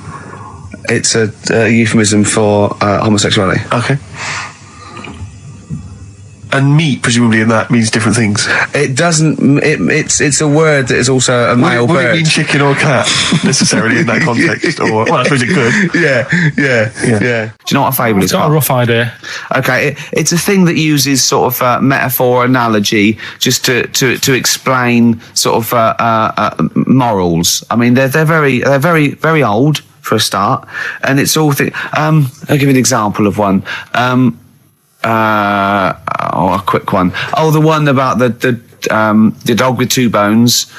He goes to a dog's got a bone. He sees a reflection in the lake, and he thinks, "Oh, that dog's got a nice bone. I'll have that." And as he goes to get that one in the reflection, he drops the one he's got, and that's one about I think I was told one when I was younger. Go on. I think it was one. This young lad, he's got a dog, right, and he sort of is about 8 years old. And this dog, he's had it since he was about 4, and it's a bit tired now, and he chucks sticks for it, and he doesn't go for it. And he's saying to his mum, I want a new dog because this one's useless. It doesn't do it doesn't have any fun with me. So they say, oh no, but Rover's a good little dog. You should look after it. And he's like, I don't like it. I want a new one. So they buy him a new puppy. And it's running around, yapping about, and he's loving it, and he's playing around with it in the grass. And then one day he goes to the park, and he's messing about and rolling about with it, and he falls into the lake, right? And the little puppy's like yapping at him, and he's going, help me, little dog's yapping. And then the old dog comes and gets his collar, and it pulls him out of the lake, and he goes, oh God, why did I forget about you? You're the better dog. And he loved that one again rather than the puppy. I got a feeling that was Lassie. Well, yeah, that was an episode of Lassie. What's the moral? What's the moral there, Karl? What's that telling? What's that explaining through analogy? Sort of, don't forget the old. Look after old people. I remember there was one I heard once about a young boy who got trapped in a lake inside a cage. But he loved his trainers so much he wasn't going to get them wet. But even though he had to get out there, and even though he thought that was the important thing because it's material value, he actually drowned, and the trainers were no good to him then. I woke up this morning, feeling fine. It's not a blues song, and I turned my phone on, and it was from Karl, and it went, "Forget it, I've made my mind up." And I thought, Wow. What is that? And I Forget phoned him. it, I've made my Yeah, mum. I went, Carl, what is it? He went, oh no, it's about the text I sent you last night. I went, well, what was it? I just got this text. He went, I was just wondering, I was thinking last night. He said, supposing you had to have your hands removed. Sure. Right? And the doctor said, well, you can either have them stay like that with stumps, or I can sew feet there. What would you have? And I was bleary-eyed, and I went, the stumps? He went, yeah. I went, all right? He went, yeah. And then what was his follow-up text to that? And then I got the text, it was obviously before it, and it went, and it was like quite serious. What would you do if surgery not doing your hands? Would you have stumps or the feet? Right? Now the way, when I said, he's made his mind up, and I went, the stumps, he went, yeah. I think secretly he decided on the feet, but was too embarrassed to tell me. There's a little bit of what would you do? Because But why did you think of this? Why did you think of this? Girlfriend's away, right? Yeah, no, that's not why you start thinking bizarre I'll tell you now, devices. right? I'll let you into my little mind, right? Last night, I had some beans on toast, right? She was away. It's good already. She was away, she had some beans on toast, she went wild. Yeah. Right? Now, I was stood up. I live on on a high street, right? So I'm washing up, I'm looking out the window. First thing that had my attention is I can look into other people's flats, right? Yeah. And it was weird how all these different lives were going on. I was watching them, and everybody had the telly on and was watching Volcano, right? Which was on last night. Right. And I thought, that's weird, right? I can see them all watching it. And it was like a little Chinese lad who was dancing around in some underpants. And then there's a little old woman who lives downstairs who was reading a book, and she's always reading a book every night. And it's like, I have a better life than her. And then there's like some sort of bouncer who's always getting ready to go out late at night with all the black on. He looks like a bouncer. So I was watching all this life going on. I thought, did you witness a murder while you were doing it? Yeah. It was like that sort of Sliver film where that bloke had loads of tellies watching people's lives. So that was going on in my mind. And then I was washing up, and I picked up the plate, and I thought, it's amazing, isn't it? The human body, the way you can just sort of, I want to pick that up, and you do. Yes. And the way your hands work, right? Yeah. You've got 5 little digits, but it's just the right amount to do what you've got to do, right?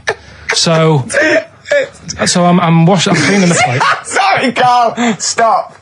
It's just the right amount. Might be one of the most genius things I've ever heard said. I would love David Attenborough to phone you up and say, Carl, how do I word this about the evolution of the mammalian front limb? Just go, we'll just say it's the right amount. But it is. One of course extra it would is. get in the way. Yeah. And one less would just make it that little bit more tricky when picking up a bit of a slippery dish. Or buying gloves. Yeah. A slippery dish. And then the other thing is, the one that I was reading, the world record with the fellow who's pulling a train with his teeth. Does that make any difference that he's done it with his teeth? What do you mean? Well, what difference does it make? Well, isn't it? It's quite hard to pull a train with your teeth, I imagine. Well, it's pretty hard to pull a train. All I'm saying is it because he couldn't beat the fella who's pulling it with his hands? Well, this is my point. I think there was one bloke with a record for running backwards 100 metres was sort of like 11 and a half seconds. And I was thinking, turn around, you'd probably have a really good go at that. Do you know what I mean? Yeah. It's sort of like doing a marathon with a milk bottle on your head. Take the milk bottle off and see how fast you can go, you twat. But you can just tweak it, like the fella who has done the pegs on the face, right? Yeah. His name's Gary Stretch Turner, right? Right. So you're sort of cheating already if he's got a stretchy head, right? But You are, right, you are one of the most stupid humans I've ever met. well, get me in the book. Yeah. Right? Well, listen. So Gary Stretch Turner, right? His record is 153 pegs. Yeah. He did it again, and he only got 150 on. So he hasn't broke his own record. Right. But what I'm saying is, if he tweaked it a bit more, would that make a new record? What? Well, if he said, I've got 150 pegs on, but at the same time as eating a burger. I see what you mean, yeah. He'd be the world record breaker for pegs and eating burgers at the same time. Yeah, just change it a bit. If you know you're not going to make it, just do something else. I'm assuming the rules are set at the beginning, Carl. That's it. That's where they say, right, you're just going to do the pegs thing. You're not going to introduce burgers halfway through, are you? Definitely not. And then they have a go. I was on one leg, not interested. How many pegs? 150. Can I just ask very briefly, I was quite interested by the family had to move because they lived on Butthole Road. Yeah, I quite like that one. I don't know if I've told you before, Rick, where I used to live. I'm not going to tell you the name of the street that I used to live on, not on air, because my parents still live there and I don't want, But I'm going to write it for you now. This is the genuine name of the street I used to live on. Just imagine when you're at school. Yeah. And like in class, for instance, in French, you've got to say, you've got to answer where you live. Yeah. J'habite, wherever. Yeah. That's the name. This is actually the name of the street we lived on. No, it's not. I swear to God. That is... I could phone my father now and he could confirm that for you. No, I swear because he doesn't want to God. And I'd say that... But listen, do you know what worries me? It's the apostrophe S. I know. Because that's blatant. Yes. Amazing, isn't it? That is incredible. But imagine how embarrassing that was. So if I look that up in the Bristol... You will find that in the Bristol A to Z. I swear to God. That is really... Why have you never told me that before? I can't believe I haven't. That's I'm incredible. still embarrassed now. Do you know, whenever I have to phone up, if I have to give that address, I always spell it instantly. Really? Like, somehow that will hide it, that'll disguise the name. But I can't get over that. Anyway, if you perhaps live in Tits Avenue, or... Wankling Drive. Wankling Drive, just get in touch. Let us know, we're not really interested. You've been voting in all week, sending your emails, so here's the clips that you wanted. Carl, you're making noises while I'm talking. Yeah, but you do this all the time, trying to wind me up. And I'm not saying Manchester's the best place in the world, but what I'm saying is there's bits of it that I really miss. Yeah. Like last Sunday, right? When I'd met up with Ricky, we had spaghetti bolognese, which was all right. And then I said to him, I need some soil. Damn, I wish you'd invited me. It sounds amazing. So I need some soil. What do you think? You need some what? Soil? Soil, yeah. I need to repot a plant, right? Yeah. So you need to repot a plant? Yeah. Fair enough. So I'm like, where you can't see these shops in London. Do you know what I mean? There's nothing around. I took him straight to one in my street. Yeah, but near your street, and that's probably the only one in London. Well, you say that, Carl. No, it does annoy me. Round my way, it's like, you can't move for soil shops. You can't. There's earth. You can just pick up handfuls walking down the street. Yeah, incredible. People just lean over into someone's front garden. No, you can take the plants as well. No, but what I'm saying is, Manchester, there's loads of decent hardware shops. Yeah. Here, if you want a panini and a latte or whatever, you can't move from. But for soil, I had to go virtually how many miles away from me to carry that soil home and stuff. Yeah. It's not good. I mean, London's all right, but if cities were sort of it's neglecting the peat market, really. Well, there's barely any mulch available in central London. I'm sick and tired of not getting a good decent compost of a Sunday. Indeed. So I'm thinking of moving to the north, where there is loads of soil and gravel. Indeed. And animal shite. Whatever. Yeah. So you were going to say, if you were marking cities out of 10, what would you give London? Well, if you were marking them on on what they have. Right. As opposed to what? Well, as opposed to how you spell it. Say, I think the greatest city in the world is Rome. Right? Okay. It's pretty amazing. Yeah. Have you been? What? Yeah. Why do you think that though? Just because, you turn a corner and there's something there that's really old. Right. You're going down a normal street. Go and stay in a Derby and Joan club. Yeah. No. But it's you're going down the road and then you turn a corner and the Colosseum's in the middle of a busy road. It's what's that doing there? Yeah. And just when you think there's no more, you turn another corner. It's almost as if that was there first. Yeah. Well. Yeah. But do you know what I mean? London. Yeah. What have we got? Trafalgar Square is world known. And you go there, what's there? Yeah. Do you know what I mean? So there's a lot of space there. Get one big B&Q. In Trafalgar Square. To cater for the whole of people who live sort of central Londonish. Yeah. And then I'd be happy, but what I'm saying with Nelson just popping up through the middle? Because you can still see it, couldn't you? Yeah. It's a great idea. So B&Q could be the whole sort of flat thing and make it sort of grey so it looked like rock, and then Nelson popping up. Make it classy is what you're saying. Yeah. Stone clad it. Yeah. So it looks like you've made an effort. Exactly. And then you can pop in, and then you can go out and go, oh look, Nelson's column. Oh, look at that! Look at that! The victory, defeat. That's fantastic. One of the greatest living. Yeah. I need some nails. Yeah. Perfect. Killing two birds with one stone, you say? But why isn't there more than them shops? Because when I went into yours, every time I've been in there twice now. The first time was to get a shower head, right? Right. And I went in there, couldn't resist buying something else. I ended up getting some super glue as well. Blimey. Hey, Right. big spender. And then last Sunday we went in there, got 2 bags of soil, not one, I bought 2, and I bought some scissors to cut plants with. Secateurs. Well, you don't. Scissors. You never know when you want. You might need more soil, I suppose. Well, I've got You've 2. stopped that now. Where'd you keep it under your bed? Sorry, this isn't going out, is it? This conversation. It's not going out on air. I got a feeling it might be. You're joking. We better play a record. Okay. Play a classic. Right, we've got who's that on the line? It's Rob. Rob, and are you a doctor? I'm a final year medical student. I'll be a doctor in 2 months, touch wood. That's close enough, isn't it? Yeah. Excellent. So, where do you study? Do you want to give more details, or do you want to remain anonymous as you're calling in to I study at Barts Hospital. All right, great. So, why do GPs sometimes put their finger up a man's anus?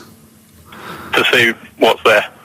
You know, if you've got hemorrhoids, if you've got an enlarged prostate, it's either that or they stick up a big tube and have a look up with a light.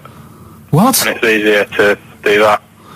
Now, are you dumbing this down for us, or are you going to fail your medical exams by saying stick up a big tube with a light? I'm dumbing it down. Okay, come on then. We're all intelligent people here, and Carl. So you tell us what's that called? It's called a sigmoidoscope. Right. Nice. That was a clever test, wasn't it, Rick? 12 inch long. Yeah. 12 inch long tube that they can put up there. So, Carl, would you prefer that or a finger? Well, so do they sort of do the finger first, and then, I mean, at what point do they say, hang on, we need a light here? I mean... It's normally if there's something wrong. But, so if I go then, say if I go to this Wellman clinic, right, and they go, yeah, the art's good and that, yeah, finger, there you go, and then they go, hang on, I'm going to go and get me light and tube. I could start worrying then because they've sort of found something. And they're not likely to go straight in with the tube. They'll probably send you off some tests first. But Carl, there's nothing.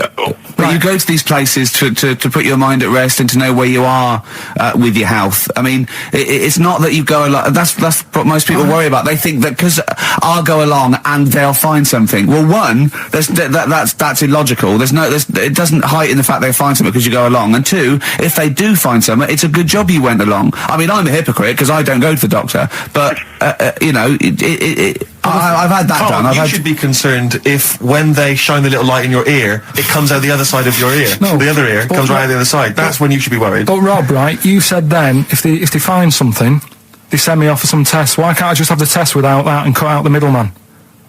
Do you know what I mean? Because you're wasting lots of money. There's hundreds of tests they could do, and they could do every test, and they could all come back with nothing, or they could do the finger up there and send you for the 3 tests you need to find out what's wrong with you. But in this day and age, with all the technology and that, and like brainy doctors and all that, the only way to find out is sticking a finger up there. What are you worried about, Carl? Is it fundamentally that this doctor who's has done 6 years medical training, is it embarrassing to have a man's finger up your ass? I just don't understand how you can get round to that without... But what don't you like? Is it fundamentally you don't like anything up your ass, or is it the fact that it's a man's finger up there? I don't like going to the doctors. It makes me nervous, because I think if anyone searches you long enough, they're going to find a fault with you, right?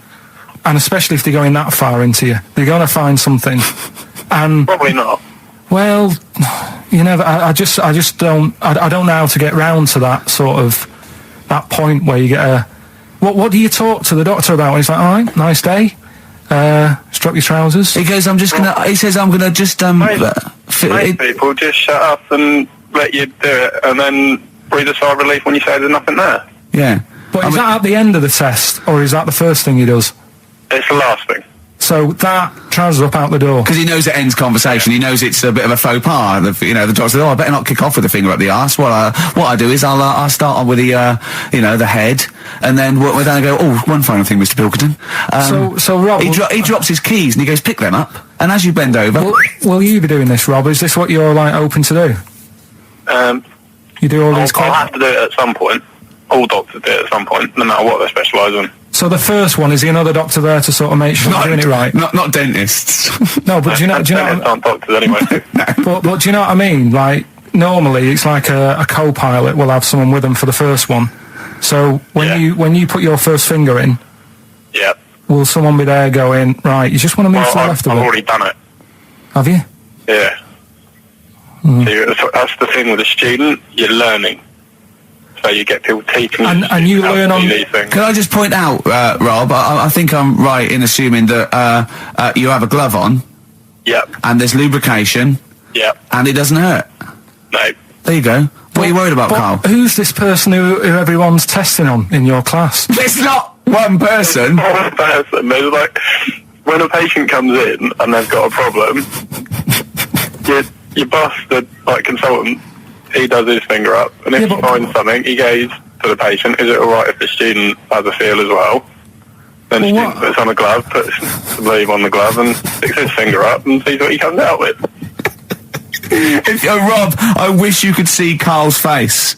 I mean, his face when you said, and he says, can this fella have a go as well? He looked horrified. That he thought it was a free-for-all, like there's a queue of people trying on gloves and going, let's have a go. That looks good up there. What have you found?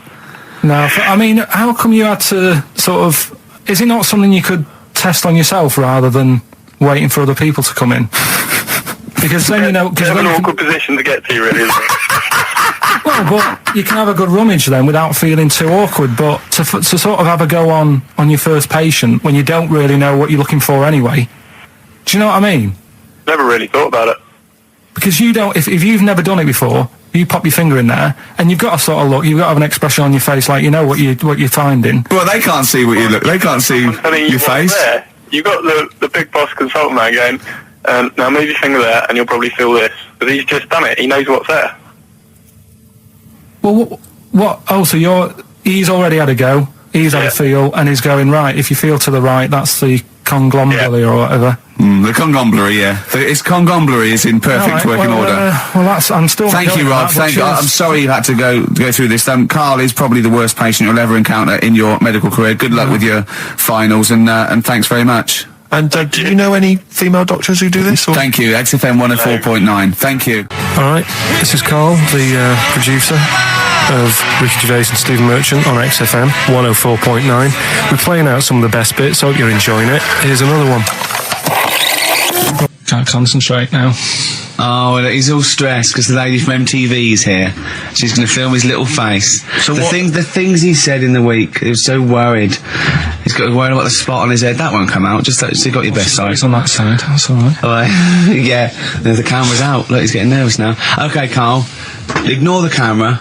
Okay, just ignore the camera. Okay, now me and Steve have done our research for you, and we've got two amazing things to tell you. What should I tell him first, about the baby or the... Well, they're both equally fascinating, so you choose. I'll tell you the crab thing first, right? Steve actually saw this thing in The Guardian in the week about our research thing, and then we looked it up, we looked into it on Friday, and it is incredible. Right, listen to this. There's a thing in a bay in New England, right, where it's like the biggest, they make silicon chips and stuff for computers, right? And because of the data protection thing, after they've done them, because they have to destroy the plates, right, well, the information's sort of put onto them, but there's still flakes of silicon. They sort of grind it down straight away, and some of the flakes got into the bay, okay, but some of the information is still on even the slight granules of silicon.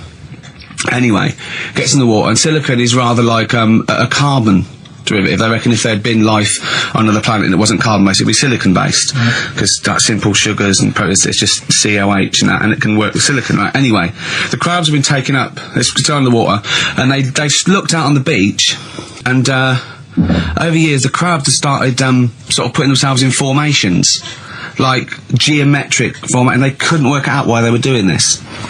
And when they put them in the experiment, they sort of like chopped them up, and they found they'd taken on silicon, and it had sort of got into their brain, and they were downloading information.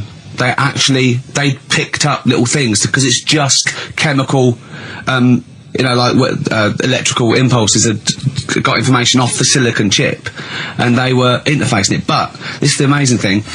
One bloke sort of thought of this, and he thought, well, if it's a simple computer with a brain, if it's just a simple sort of electrical thing, then maybe there's sort of, you know, we could get it down. So what they did is they made a thing called a biointerface. And they put it into the crab's brain, just a really simple brain, so it's measured avant-garde, right? And it got impulses from it, and they were getting, like, computer readouts, so just flashes of, like, symbols and geometric things, right, on this screen to read the crab's brain. And it was stuff like, you know, fragments of a... what made them do this in the first place? Because they saw the crabs behaving differently. They were behaving differently to each other. They were just like... They were, you know, intelligent, and they were sort of solving problems and all this sort of stuff. Anyway, when they downloaded the thing, it was like there was they found one of the secretary's names where it had been on the silicon chip, where it was just like a flash of a computer screen. But the most amazing thing is, they downloaded a memory, right? It was like a snapshot where it had been burnt onto the retina of the crab, just a snapshot or something, and it was like a picture of the beach, like a couple of years ago, right? And they also did, incredible, it was like just a digital black and white sort of thing, so they could see what the crab had seen. Amazing. Jeez. Amazing. So intelligent crabs. What are they doing with them now? Super brain. Well, they think this is the upshot. They think they could use it as spy crabs, because they could get these crabs. Also, the other thing is, as generations went on, right? So they put a crab in the sea or something, right? Lots of crabs in, and then as generations went on, a newborn crab, they downloaded the memory, and it had the memories of its great all together. It had every memory that any crab had been related to it beforehand, because it passed it on. It just passed it on. So not even ones that had been eating the silicon stuff. Yeah, no. These are just like ones that have had kids. Yeah, and they've got like, and they know so you'd know everything. Your everything right the way back. So would that work if we ate silicon? Well, I suppose so. So what are they going to? Well, they can use them for all sorts of things, though. I mean, that's what's incredible. I mean, I don't know how you train it particularly. I don't know, it'd be quite tricky to train, but I'm assuming if they can do it that way, then presumably they can give it like certain silicon information, which they can then plant in it, if you like, within its sort of food. Also, if you get them onto enemy beaches, you'd have like 1,000 digital cameras just sneaking around. You could get like, you know, Osama bin Laden or someone just crawling around. They don't understand the information they've got. No, they don't know they're doing it. They just download them. So it's not like you could torture them and they won't be able to sort of give you the information, because they wouldn't know what information they had, because they're just. But the first crab they downloaded, they just kept seeing the same picture of a big crab feeding it, which they really. Yeah. Wow. That's what, like its mother crab or something. Yeah. Just memories of it as a child. But they're not in colour, presumably. No, it's all in black and white. It's just a digital camera, because it's just they don't see in black and white, so it's just like a I don't know. I think it's burnt onto the retina or something. And the only one that they kept were the ones they saw a lot of the time. Wow. I mean, in a way, some of the educating Ricky I've got for you today is on the similar lines. Right. Oh, you've got to be impressed by that. You've got to be impressed by that. That's pretty good. I mean, I'm interested to see, you know, what they do. What they do with what the crab developments are. But yeah, no, that's pretty good. Yeah. But I mean, amazing. Yeah. Amazing. Well, just digest that information, because that's not even the most impressive one we found. I think it is. I suppose it's pretty impressive, but the next one's maybe more shocking. Okay, right. But let's play a tune, and Ricky's got another extraordinary fact. Have you actually punched anyone yet? Have you actually? No, I've punched pads, and I've punched the bag, and I've sort of sparred and that. I know you're going to get a chance to punch Well, as I suspected, my punching power's alright, but my fitness is, I mean, it felt like I was smoking. Yeah. You know, but there's, you know, bits of lung that haven't had oxygen in them for 20 years. Yeah. And it's ridiculous. And also because it's not only it's being filmed, but there's other fighters there that are ridiculous. They're like machines, right? And it's that thing, I can go, right, I can come out on top, but die now of a heart attack, but never give up. Or I can sit down and go, I'm sorry, I feel ill. And I chose that one, and of course they took the mick. Well, of course. But I mean, you know, soon, you know, as I said, I haven't got the respect yet of the boxing fraternity, but how long have you got then before? 4 weeks. Okay, so, and do they think that they can turn you around health-wise in that time? No, they're being realistic. No, they're going to, you know, they're going to teach me the basics and see how it goes, you know. Right. But I mean, you know, and each round is 4 seconds, is that right? Yeah, 2 2 4-second rounds. with a 2-hour break in between each one. Sit down meal. So give the number. I want serious suggestions of my fighting name. Nothing insulting. So we can actually use. Well, let's give out on the email. BBC. That's always the easiest. Ricky.gervais@xfm.co.uk. What's the number, Carl? 08700 800 1234. And it doesn't have to be in the middle. It could be at the beginning, like the Rage. Okay. Ricky the Rage. Ricky the Gervais. Tits. Yeah, sure. Ricky the Man play a record. Big It was a good day, Ice Cube talks to me about my life in the pub. yeah. A couple of emails are already coming in. They're flooding in, Rick, inevitably, as boxing name suggestions for you. This is one from Matt, I think. He's given a couple, actually. Ricky the Pudding Gervais. Ricky Big Mac Gervais. There's a theme here. Ricky Pasty Gervais. The pasty. I quite like the pasty. Here comes great, the pasty. As Carl said, he said the thing is, if you have a really good nickname, it's embarrassing when you lose. Whereas if you just call yourself, it's not so embarrassing when you lose.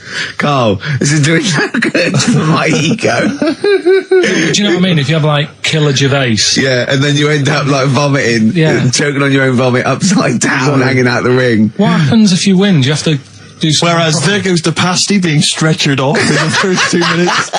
Yeah. Not such a problem. There he is, being lightly basted. And chucked down a mine. What do you mean, what do I have to do? Say if you beat Grant, say if that happened. Yeah. What happens next? What do you mean, what happens next? What? Do you think this is a contention fight for the big one? But do they... Well, then we make Ricky 2. No, but do you know if they're planning on making more money? Because it's for comic relief, isn't it? So what happens on the night? No, it's for a charity of our Comic choice. relief would make sense. Yeah. Well, whatever, right. Yeah, it was last time. I think it was last time. Is it sport relief? It's not sport. It was last time, but I think this is a programme where and how do you make money for charity from this? Do we pay to sort of for how many punches to the head you're going to take? Or No, I just how think long you're going to last? I assume the BBC donate money, or someone, or a sponsor or whatever, I don't know, just donate money. Because it's actually a programme. This is more about a programme with a charity angle. So, So as if you get, like, killed, there's more money and food to go around. Maybe. But no, I mean, the thing is, what's the next step? Because if they go like, right, yeah, well done, you've won, thank you very much. Well, Carl, what do you expect? That it's winner stays on? Yeah. Like in a fair, where I go out there and I let people punch me. On Bird of Manning. Yeah. And then my twin gets up. Yeah. It's just it's a programme. He's not going to turn pro. It's like faking it. Yeah, but what's the point if it's not going to go anywhere? Well, sorry, him fighting Grant Bovey in a ring is not entertainment enough. Yeah, what's the matter with you, Carl? That's going to get his face pummeled in. That's Coldplay, The Scientist on XFM 104.9. Right, competition, isn't it? No, it's Educating Ricky Part 2. Oh, is it? Yep. I wasn't even listening. He's doing all the work, I wasn't even listening. I want to spill some water on that. Right, what's this one again then? Right. What's the teaser headline? Teaser headline is, What's Tomato With You? Brilliant. Yeah? Go on. How excited were you when you came up with that? You couldn't wait to come in and tell us, could you? I think it's a good one because you won't forget it now, will you? I mean, like the worm one. What's so special about the worm? A lot of people think that if you cut a worm in half, 2 worms will grow, but no. What happens is if you cut the head end slightly nearer the tail than the tail will die, but the worm with the head will be okay. So, it's exploded a myth, and it taught me something. Right, so the second one, part 2 of Educating Ricky. What's Tomato With You? Yeah. What this one's about is, ages ago... It's scientific. There's never a date. There's never a country, a location. Okay, settle down, children. No, this is A-level history. Right. Once upon a time. Yeah. When a mental place with swords was a king, forget his name, but he was a loony. So, and it was literally ages ago. Yeah. So, good luck in the exam. Yeah. Right. So, alright, many years ago. Oh, yeah, cleared that up. They thought tomatoes were poisonous. Right? Okay. Because what hold on, are they going to be proved wrong at the end of this story? Well, because I don't want to give away the ending, but is it so much to do with Are they poisonous tomatoes? No. Oh, you having a laugh? I don't believe it. Go on. They could have been eating tomatoes all this time. Oh, Steve, what's tomato with you anyway? Okay, so let's just recap quickly. Many years ago, when people thought tomatoes were poisonous. Yeah. Go on, Well, they didn't know they were poisonous then because they were still eating them. But what was happening? But they're not poisonous. But hang on a minute. All right, it's not. I'm just going to listen. I'm not even going to talk. I'm not going to tackle it. So, if you remember, years ago they didn't have like pottery plates. They had lead plates. Right? What are you talking? Just let him talk. Sorry, what year is this? Let him talk. Come on. Plates made out of lead, and what they'd end up doing, they'd say, right, do you want a tomato? And they'd go, yeah, all right. And they'd put the tomato on the lead plate and cut it. And because of the acid in the tomato, right, it would sort of make the lead runny, and the lead would go into the tomato, and they'd say, oh, it's lovely this, and they'd be eating it. They'd get food poisoning, lead poisoning, what have you, and they'd be really ill. So they thought tomatoes were poisonous, so they didn't eat them for many years. And when you say they, do you mean the people of Narnia? Yeah, this didn't happen. Where was this happening? Sort of in Britain and that. You put him on the spot there. Oh, I hope there's no uppity pupils at this school when they go, what do you mean, sir? Oh, if you're going to... Oh, I'm fed up with you. Do you understand? No. So the No, you've got... No, right, okay, first of all, Carl, where'd you get this information from? Where 14 did I get times that? as well? Do you know... You can't remember? I don't know where I got that from. I don't know where I got it from. But why don't you think that makes sense? But what? Someone once got lead poisoning from a tomato? Not just one, loads, and then all of a sudden... No. Why is this educating me? Because I'm telling you that tomatoes... I can't take anything away from this. Yeah, I don't know what to take away from this. What have I learned? Don't mix lead with tomatoes. Why is this educational in any shape or form? What are you telling me? A long time ago in the land of Glunk, right, where the ninnies did slib, right, they thought tomatoes were poisonous because they ate plates of lead. What are you talking about? Yeah, but we all know tomatoes aren't poisonous. Is that what we're taking from the story? Is that the moral of the story? Don't believe these people that I'd never heard of before. What are you talking about, Carl? I think it's a bit weird. It's a bit weird, yeah. These are the same people that were spreading those malicious worm rumours. My hangover's coming back. I've got to get some water. Play a record that was rubbish. Placebo, Bitter End on XFM 104.9. This is pre-recorded. We recorded this a couple of weeks ago, before Christmas. Hope you had a great Christmas. If you didn't, not our fault, really, is it? Nothing to do with us. Wouldn't have thought we'd have. We're out of time because we've got plenty of cash now, thanks to a lot of you who probably bought the Office DVD. Yeah. Probably got and that. If you haven't yet, and you've maybe got vouchers or money, still available. Still there in the shops. Still available. You can still make it the best-selling DVD of all time. Please do. Yeah. Please do. I'll tell you what you want to hear there before you make your mind up. I'll tell you what, if you like this next clip, go and buy the Office DVD. I think you will. It's a brilliant clip. It's the one where we talk about, well, it's self-explanatory. Yeah. We talked about it before. Do you know the little mouse that had an ear on its back? Yeah, sure. Right. Well, you thought he had a bad time, right? Listen to this one. Mouse walking about with us, sort of wearing a monkey's testicle.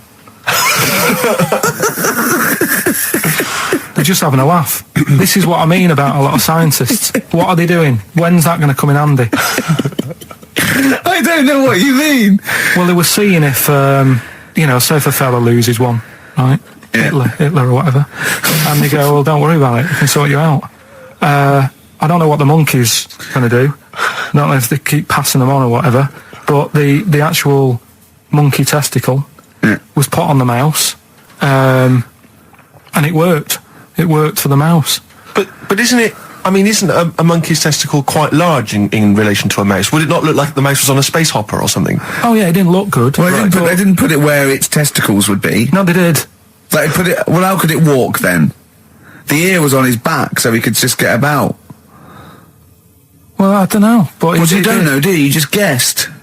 Did they grow the monkey's testicles where the mouse testicles would... Well, it looked stupid anywhere else, though, wouldn't it? Oh, whereas a mouse with monkey testicles, that's fine. Oh, you'd be showing off. He'd be all right. I prefer that than the ear. When that mouse gets put back in with the other mice, do the other mice go, George, you look different. Have you had anything done? But the weird thing is, as well, apparently it still works as a monkey. What? So, like, what are you talking about? Like the sperm and that was it was still sort of monkey. Of course sperm. it was. What are you talking about? But that's weird. But what, Carl? What do you? It's only a thing to give it nutrients. That's all the thing they're testing. It's like grafting at that level. Right. What's your question? Because I'm right. What do you think? It would change eventually. It would have changed into a mouse testicle because it had been hanging round a mouse for so long. No, I thought the actual sperm of it though would be a mouse's. Why? Because it's hanging off a mouse. No, but your sperm is actually created in the testicles. So that's why it has to be outside your body. Otherwise, we put them in a nice little cage. But I'm guessing then that they've done this operation so that they can do it to humans. Yeah. Why would I want a monkey testicle if my kids are going to be monkeys? What use is it? No, think. That's no. That's going to happen anyway, Carl. Yeah, but think. Think of what you're saying. They've grown a monkey testicle on a mouse to see if it would still function as a monkey's testicle, okay? So they can do that to humans. So think, Carl. What they'd do is they'd grow a human testicle on a mouse and it could still be used as a human testicle. So what? To give you a testicle that you've lost. From a mouse? No, from another person who it was kept alive on a mouse. Because it's kept the nutrients alive, as opposed to keeping it deep freeze. Maybe bollocks go off after a week. I don't know.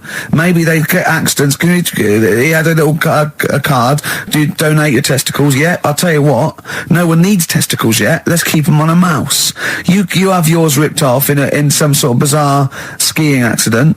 You go, well, you're in a Battersea Dog Town.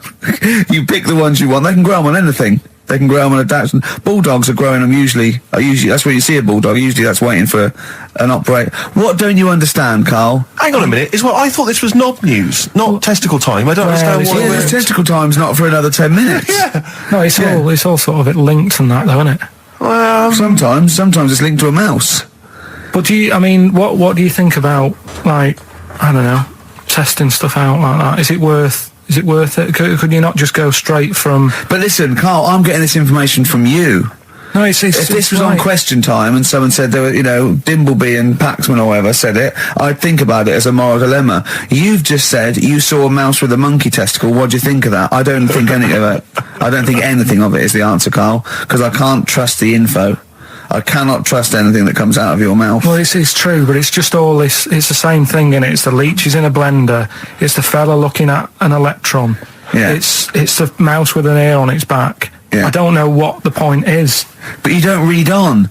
Because I've seen you read something and you're going, look at that. Man survives on eating knee. And I go, what else? You go, yeah, I didn't read on. You look at the mouse with the ear on the back and you just think, that must be murder at a concert. You don't think. You don't think.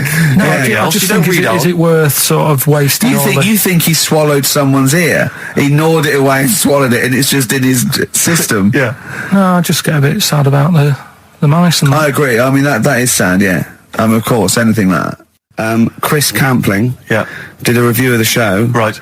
And basically said that Karl Pilkington is a creation of Gervais and Merchant. Well, if only that were the case. He said... he started off saying he liked the show. Yeah. He was excited. Said it was a good show. A lot of the jokes... I'm already questioning his critical faculties. Yeah, exactly. And basically said that we didn't contribute much, or seemingly didn't seem to contribute much, and we couldn't sort of like ad lib or anything. We just laughed at, particularly me, laughed at Karl Pilkington, who was coming up with some quite funny stuff. Yeah. Right? But then he does a twist on it. He goes, but the thing is, we're the puppet masters. He's a created person. We've created the persona Karl Pilkington for our own amusement. Right. He bases this on simply that we talked about... What was it we talked about? The Chinese not aging well, and he heard him talk about that on my DVD.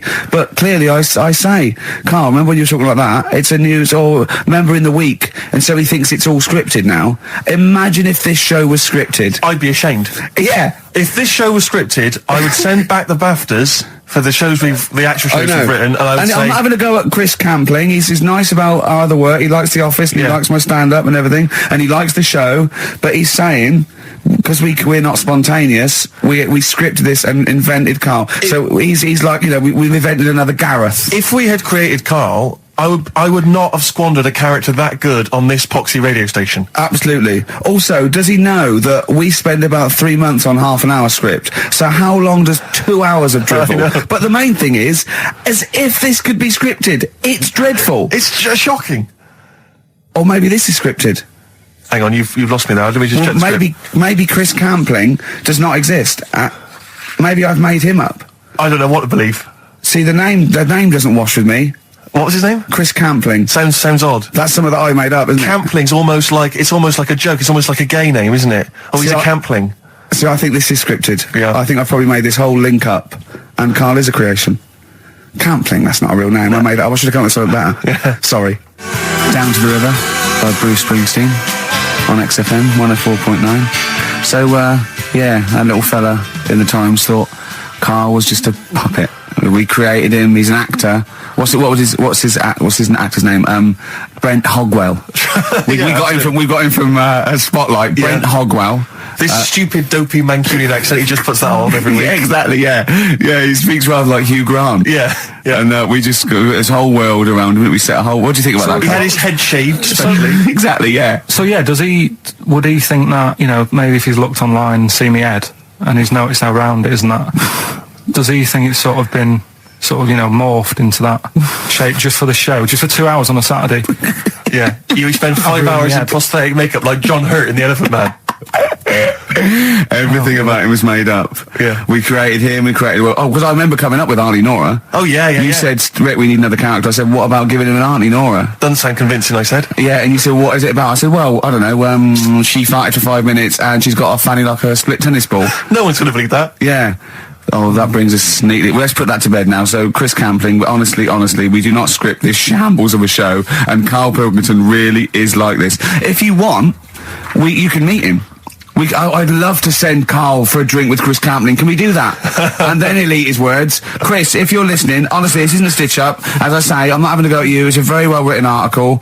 It's very, very fair. You're just complimenting on his grammar. Yeah. It's a very well-written article. No, I'm saying we're not having a go. Because it's not like he snagged us off. I would just love him to meet Karl Pilkington. People in the street come to me and say, is Karl like that? And I so want them to meet him. Yeah. Or maybe he can send in, if he's online, he can send in 5 subjects for Karl to talk about that we couldn't possibly know about, just so he knows that we just really do throw things at Karl, and that drivel comes out. Imagine if it was scripted. So wristbands work. I saw one in a shop window the other day which said, stop child abuse. And I bought one, obviously, because a lot of people say, does it make a difference? But it was only £1, and I'd only spent it on kiddie porn. So, I think I've made a little difference there in a small way. On a serious note, though, I like the idea that child abuse. If you're a paedophile and you're walking along the street in your Mac, right? You got a puppy in one hand, a bag of sweets in the other, and you see this wristband, and you go, "Oh, stop it."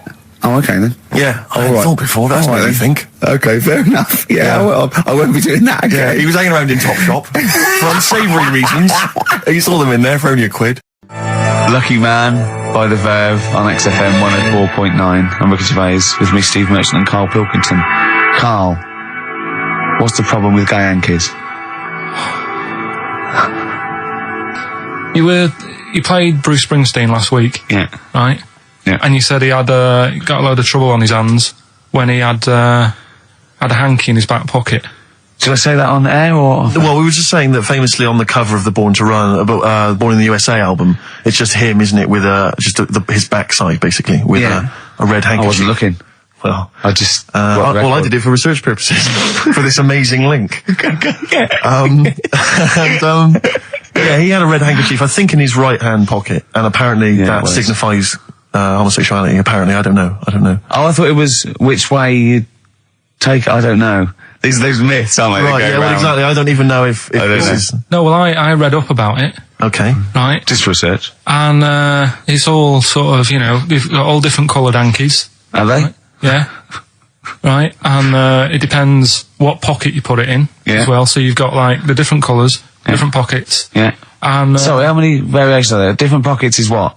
well, you've got like your back pocket, your right back pocket. But what do they mean? What do you mean?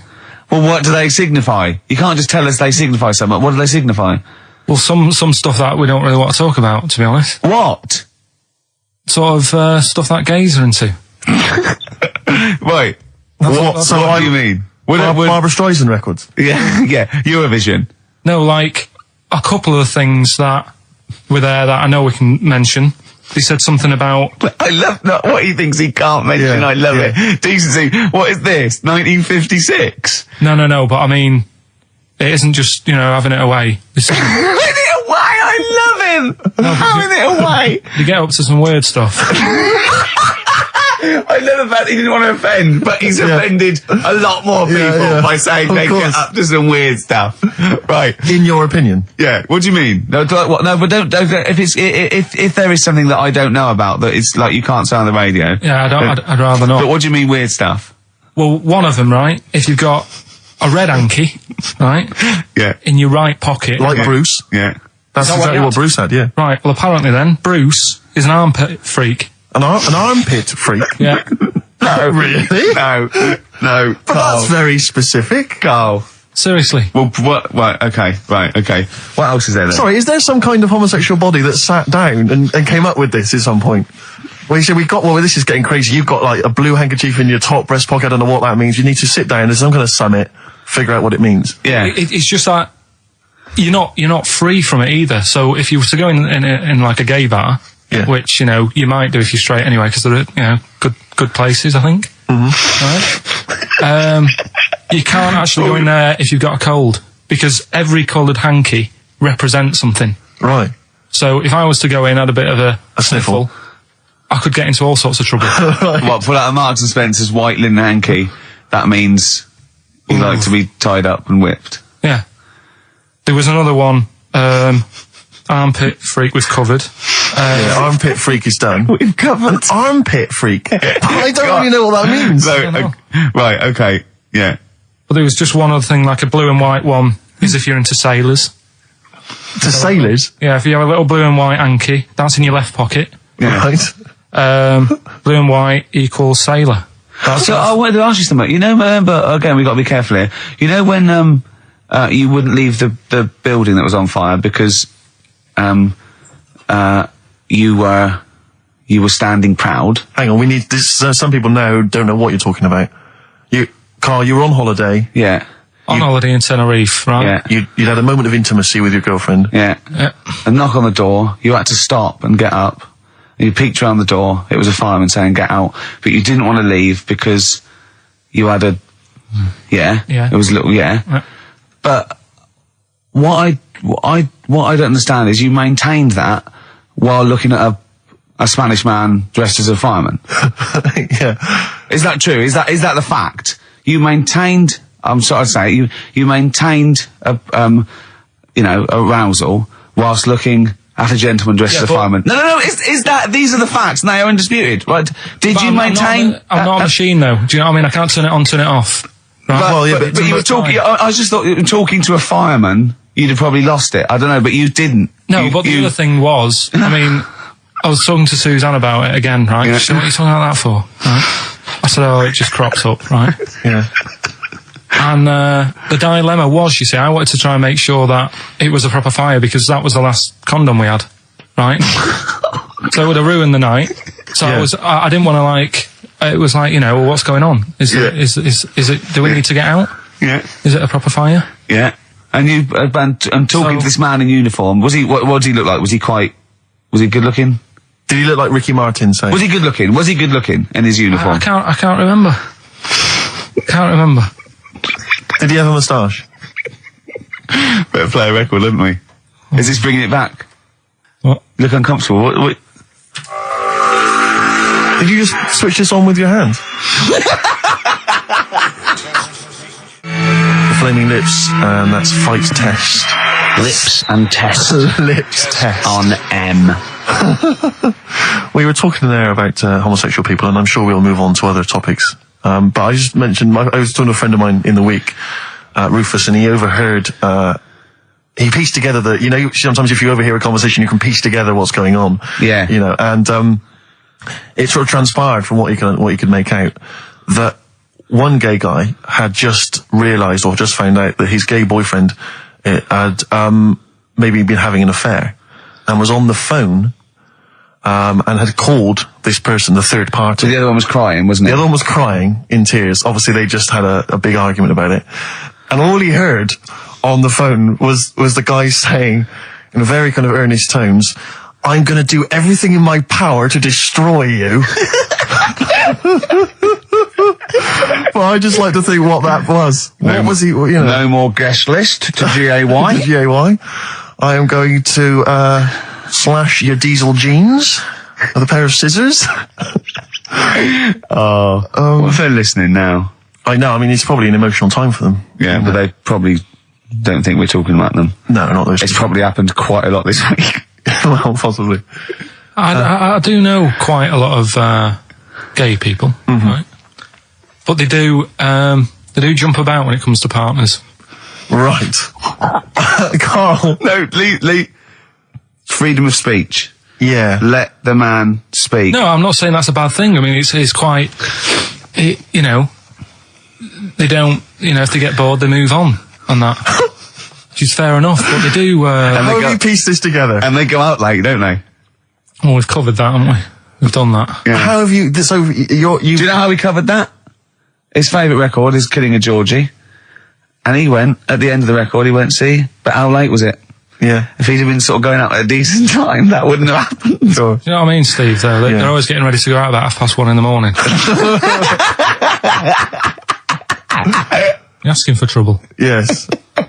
Incidentally, I should just point out that... Oh, dear. That we've had an email, I've lost it here now, but anyway, it was one of our listeners saying that we've slightly embarrassed ourselves because, of course, Bruce Springsteen on the cover of Born in the USA doesn't actually have a handkerchief in his back pocket. It's actually a red baseball cap.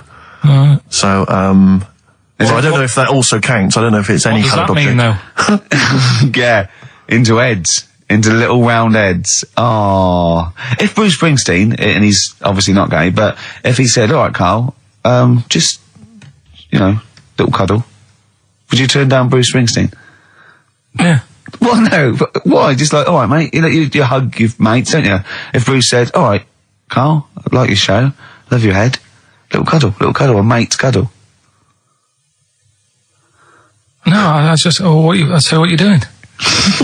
You just say, look, We're a couple of old friends. look, Bruce Springsteen, I've wrote all those great songs, I like what you're doing, let's cuddle, let's have a little, all right, You know, mate. one thing is, right, Steve, right, do you know how he likes to squeeze me head? How Yeah. Ricky likes to squeeze me head? Yeah. He had an old mate over this week. He's got a similar shaped head, apparently, as mine. Yeah. Right? He's hardly gave me a call or anything, because he was busy with this other fella's head. Oh, you feel quite bad about that. Well, This is a better head to squeeze, I'll tell you why, because he shaves his every day, right? He's got the same sort of hair problem with him, shaves every day, right? problem. No, I know, and it's because he's had it shaved all the time, like, Carl's is sort of comes through a bit long at the side sometimes, it looks a bit unkempt towards the end of the week. I've seen there's a couple of little pimples under there, but I really have to do it, just like, get there, slap my hands on it, squeeze it. With this one, I can sort of get my finger, do you know what I mean? I get my, really, You're like a gay, the way you jump about from head to head.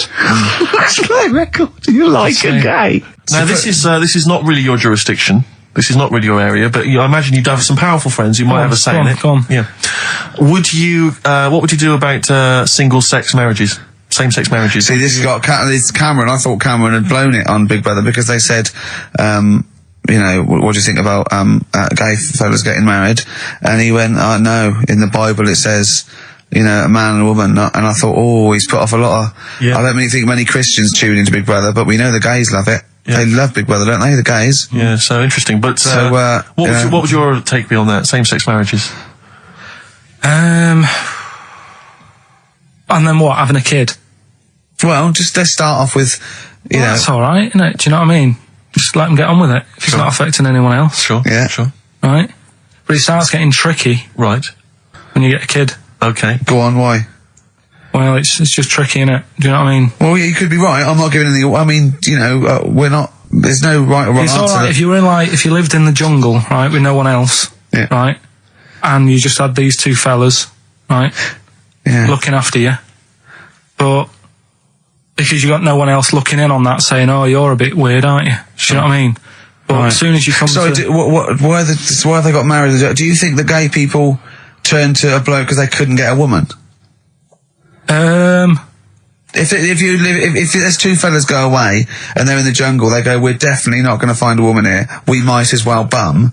That's not how homosexuality starts. People don't. It makes you wonder. No, it does make you wonder. Gays don't go, well, I'll tell you what, I haven't seen a woman I fancy yet. I'll try a bit of knob. No. But what I'm saying is, right, if you're brought up in like a little jungle, right? Yeah. How are you brought up? Someone just puts you there. I don't know what this is about. Steve, I can't be bothered running the country. I'm fascinated. I can't be bothered running the country. Like, I'm too much trouble for you. KP takes care of me. All right, fair enough. What I'm saying is, right, if you're brought up in a jungle, right. What do you mean brought up? Just let him finish. What does he mean? You understand what I mean? Like Tarzan. You've got to tell me what you mean by brought up. Wolves, chimps. What? Right, well, there's a good example of what I'm saying to you. Right. What I'm saying is, there's a fella, right, he's brought up in the jungle. Shut up, just let him finish. Let him finish. There's no women about, he doesn't know about women, he doesn't understand what women are. Right. Right? But another fella walks in the scene. Yeah. And he gets pally with him. What does he talk about? Then they've both got needs. This scenario is ridiculous. How has he lived? Or does he know what's his reference points? I can't be bothered with this. Honestly, Saturday should have been, day off and that, not worrying me about problems.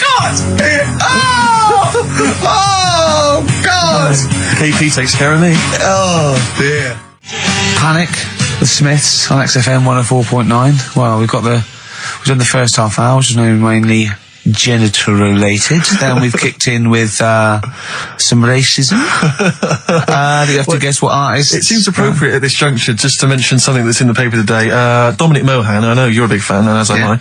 He is just writing about the demise of Radio 1, or as he perceives it, and talking about the Radio 1 breakfast show, and apparently it's lost lots of listeners. And he says, talking of the BBC, it must act swiftly to replace Sarah Cox and look to exciting and inspirational figures like Jonathan Ross, Anne and Dec, Johnny Vaughan, or Ricky Gervais to try and save Radio 1. He's right. I mean, he's right. Has he ever heard this show?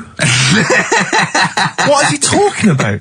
All those other acts, they're dynamite. I can't genuinely. That's someone who said I quite like Ricky Gervais show, but he can't have listened. I mean, can you imagine what we just played? Or in fact, can you imagine the last 50 minutes on Radio 1 on the breakfast show? Well, we can pre-record it though, so I wouldn't have to get up early. Sure. That's not your point, is it? That's not really No, your point is the quality of what we're doing, not how early it is. Sure. Get it. What would you provide though, Ricky, do you think, if you went to Radio 1? What sort of, because I mean, obviously... Wank, oops. I can do all that. Because I mean, obviously our time at XFM is going to basically... I'd be the furry shreddy. Right. Yeah, so I'd get that. Would you have some wacky catchphrases? I think I would. You'd bring back Holy Fook, presumably. Holy fuck, yeah. Oh, ding dong. Oh, hello, it's my little Chinese neighbour. Hello, what's your name? My name is Holy Fuck.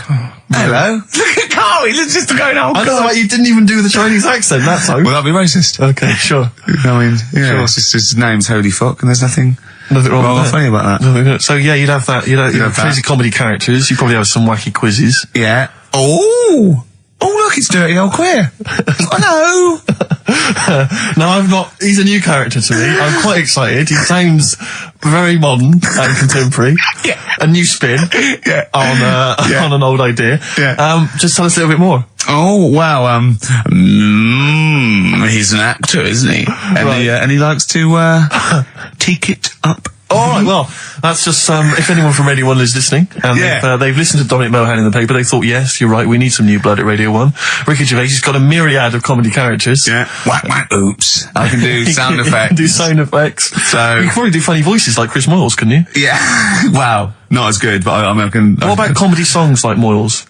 Again, not as good, but I mean... Do you remember when Moyles rather hilariously changed the words of This Is My Moment by Martin McCutcheon to This Is My Motor? We listened to it though, didn't we? Unbelievable. I remember when he was doing a competition, this was pathetic, wasn't it?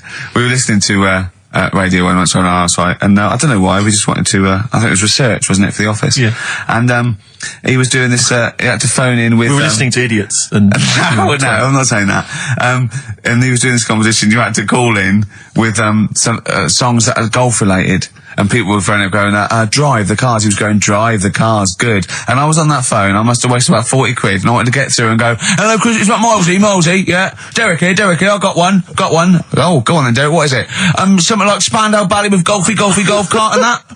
And I just wanted to, and I waited, and just, I thought the joke's on us. Yeah. I waited on the phone bill just to say something stupid. Oh dear. Oh. This show's better than this. Yeah, anyway, if you've got any hilarious golf-related song titles that you'd like to email in. What's the number? Oh, I'd like them email in. ricky.gervais@xfm.co.uk. What would a song title be if perhaps we were doing something about, I don't know, air travel? Yeah. If you've got any crazy ideas, email in. We'd love to hear them. Yeah. Brilliant. I've got a thought of another golf one. Okay. You know, Duran Duran? Something down the fairway or something, something like that. Alright? Girls on the putting green? Yeah. Or something? Alright? Yeah. Oh, hello. Have you introduced you? My name's Holy Fuck. I'm Dirty Old Queer. I could do all that. Ding dong, whack whack, oops. I was happy the other week, right, when I was going up to Manchester on the train, nice quiet carriage, I'm sat there reading about sharks and that, right? Nice and quiet. And I got annoyed, I text you, didn't I? Yeah. When two fellas got on. Can we talk about it? Well, yeah, you've started it. Two gay men got on. Go on.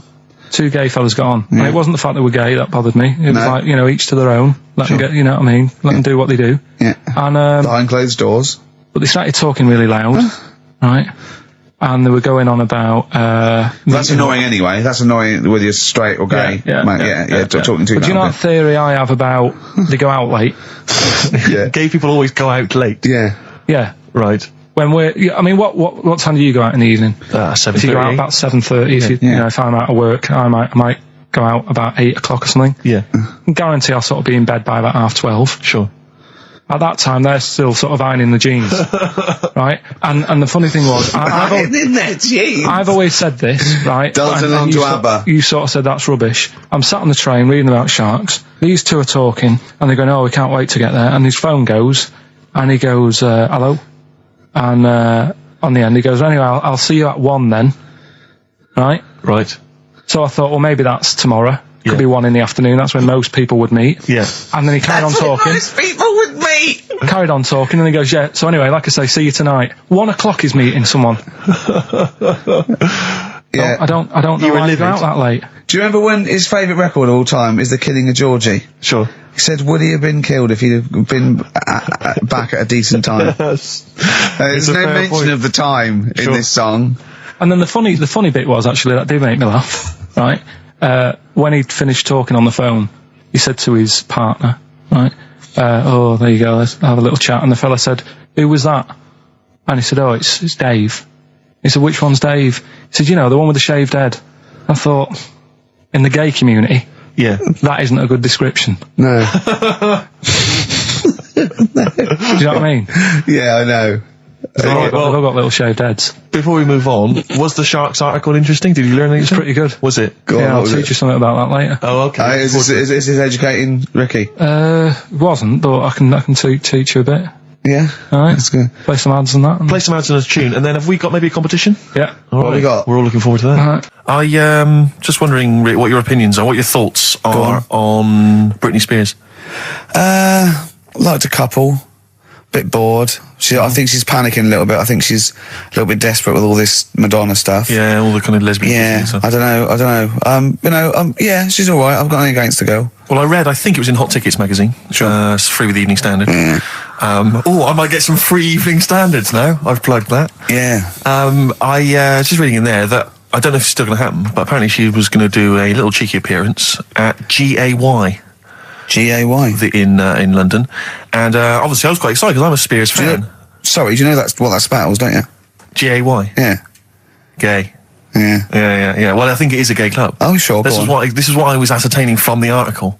Oh, because they've said they've called it what it is. Exactly. Yeah. And it was apparently she was going to be previewing some of her new album live on stage at GAY. And that's an intimate venue. Normally you'd have to see someone like Spears, probably at Wembley Arena, someone like that. I'm thinking, I'm a Spears fan, get up a couple of the gang together. Yeah. Some of the lads. Exactly. Yeah. Cruise down there. Yeah. But then I read on in the article that apparently the doorman at GAY were only going to let in regulars, and the way they were going to ascertain if you were a regular was by asking a series of questions at the door. What, testing if you're really... Now, I don't know if the questions would be about the interior of GAY. Or the interior of someone else. Yeah. Or just general kind of... what do you reckon you'd have passed the... Well, that's what I was wondering. So you'd have had to pretend to be... GAY to get in to see Spears. Now, Can you say gay on the radio? Yeah, I think so. Yeah. There's irony, isn't it? So you're pretending to be gay to get into a club to see a bird that you like. I'll give you a little quick test. Right. Shall I? All right. All right. Sorry, what's your name, mate? Paolo. All right, Paolo. Yeah. You haven't done a lot with your hair. You just sort of let it grow out. I mean, would you be putting product on a bit later? Because I mean, you don't look very. You look sort of quite masculine, quite. Yeah, well, sort of like you didn't care. Like you have no care about how you look. Like you're. Normally it would be shaved. Of course. Oh, okay. Yes. We would say normally that looks about like 3 months growth there. Why haven't you? I've been ill. Nothing serious? Nothing serious. Okay. No, that's why I let it grow. So it's grown. Okay. Yeah. So what time would you normally be going out then? Normally I'd go out about I'd go out about 8ish. 8 o'clock in the evening? No. That sounds a bit early. That's what. No, I'd go out about 3 in the morning normally. Right. So I take them on. Yeah. Okay. Right. So that's right. That's right. Yeah. Where'd you go? Down sort of Compton Street for a coffee and then onto GAY something like that, with your little shaved head. Yeah. Okay. Well, you're doing fine. Gay. Sounding pretty good. Can I just ask you one final question? 20 bender points? 20 bender points. I'm just going to let you in. Okay. I'm just going to tell the guys to let you in. But I'll ask you one more question. Yeah. Do you prefer knobs or tits, Paolo? Knobs. Knobs. You love knobs, do you? Absolutely. Can't get enough knobs. So you hate tits, I assume? Loathe them. You hate tits, do you? Yes. Okay. What? Even Liza Minnelli's? I don't know what to say. I love hers. But not in a straight way. In a straight way. So okay. So you love knobs more than tits, right? Okay. I love knobs. In you go. Thanks very much. Brittany's on, do you? Oh, she is so sexy. Oh, see, that's what would give me away. It'd be like a great escape. It's just the last. Yeah. You just. Well, you're. I think you're probably a bit bi. Right. Yeah, okay. but I mean, go in anyway. Thanks very much. Okay, the drinks are quite expensive. Oh, I thought so. Pop your shirt off, will you? Hey, Outcast on XFM 104.9. I'm Ricky Gervais, Steve Merchant, Karl Pilkington. You all right, Karl? Yeah, not bad. Yeah. Just when you were talking just now about like the gay stuff. Yeah. Right. I don't know if you saw the thing the other week about the fella who's on that quiz show. Oh. Sort of. Oh right. Okay. Gay fella, straight sort of man, woman thing. What are you talking about? Tell me what did you see? Tell me what you saw. This is like a kid come running in and he's seeing something frightening. It could be an alien, could be a ghost, could be a paedophile, and you've got to get exactly what actually you saw out of him. Right, what did you actually see? It's just this fella who's a woman. Right. Right, okay, right, try and talk like a human being. Right. It's a quiz show that's coming on the telly. And it's this woman. Right, is it a fella who's a woman, or is it a woman? Bit of both, that's why I'm talking about it. But what do you mean? Is it a pre-op? Is it a transsexual, a transvestite? Is it a lady boy? Is it an hermaphrodite? What is it? I'll tell you about it. Well, tell me. I'm telling you. It's a woman. Well, it's a man. Forget it. Listen. Play a record. No, listen. Come on. What? It is a man. He is a man. Well. Oh, Christ's sake! It's a TV programme where they've got this... Transvestite or television? It is a transvestite, yeah. But the problem is... I'll tell you, just because you don't know about it, the programme is... I don't know, I still don't know about it. I don't know anything about it still. I don't know. It's a woman, man, woman, TV programme, look, TV. No, it's a man who is now sort of half a woman. And a man who is now half a woman. no, well, this is what's weird about it. He's got the top half, but not the bottom half. What do you mean? out. He's got breasts and a wig, but he's still got his boys downstairs. He's Why got do you do that? his caps and the boys What are do you do still that there for? with his wide fronts. Why is but that? upstairs, he's got a lovely pair of dumplings. Why do that? Well, he's halfway through. But why not get it all done in one go? Maybe he couldn't afford it. Well, wait until you've got all the money. That just looks a mess.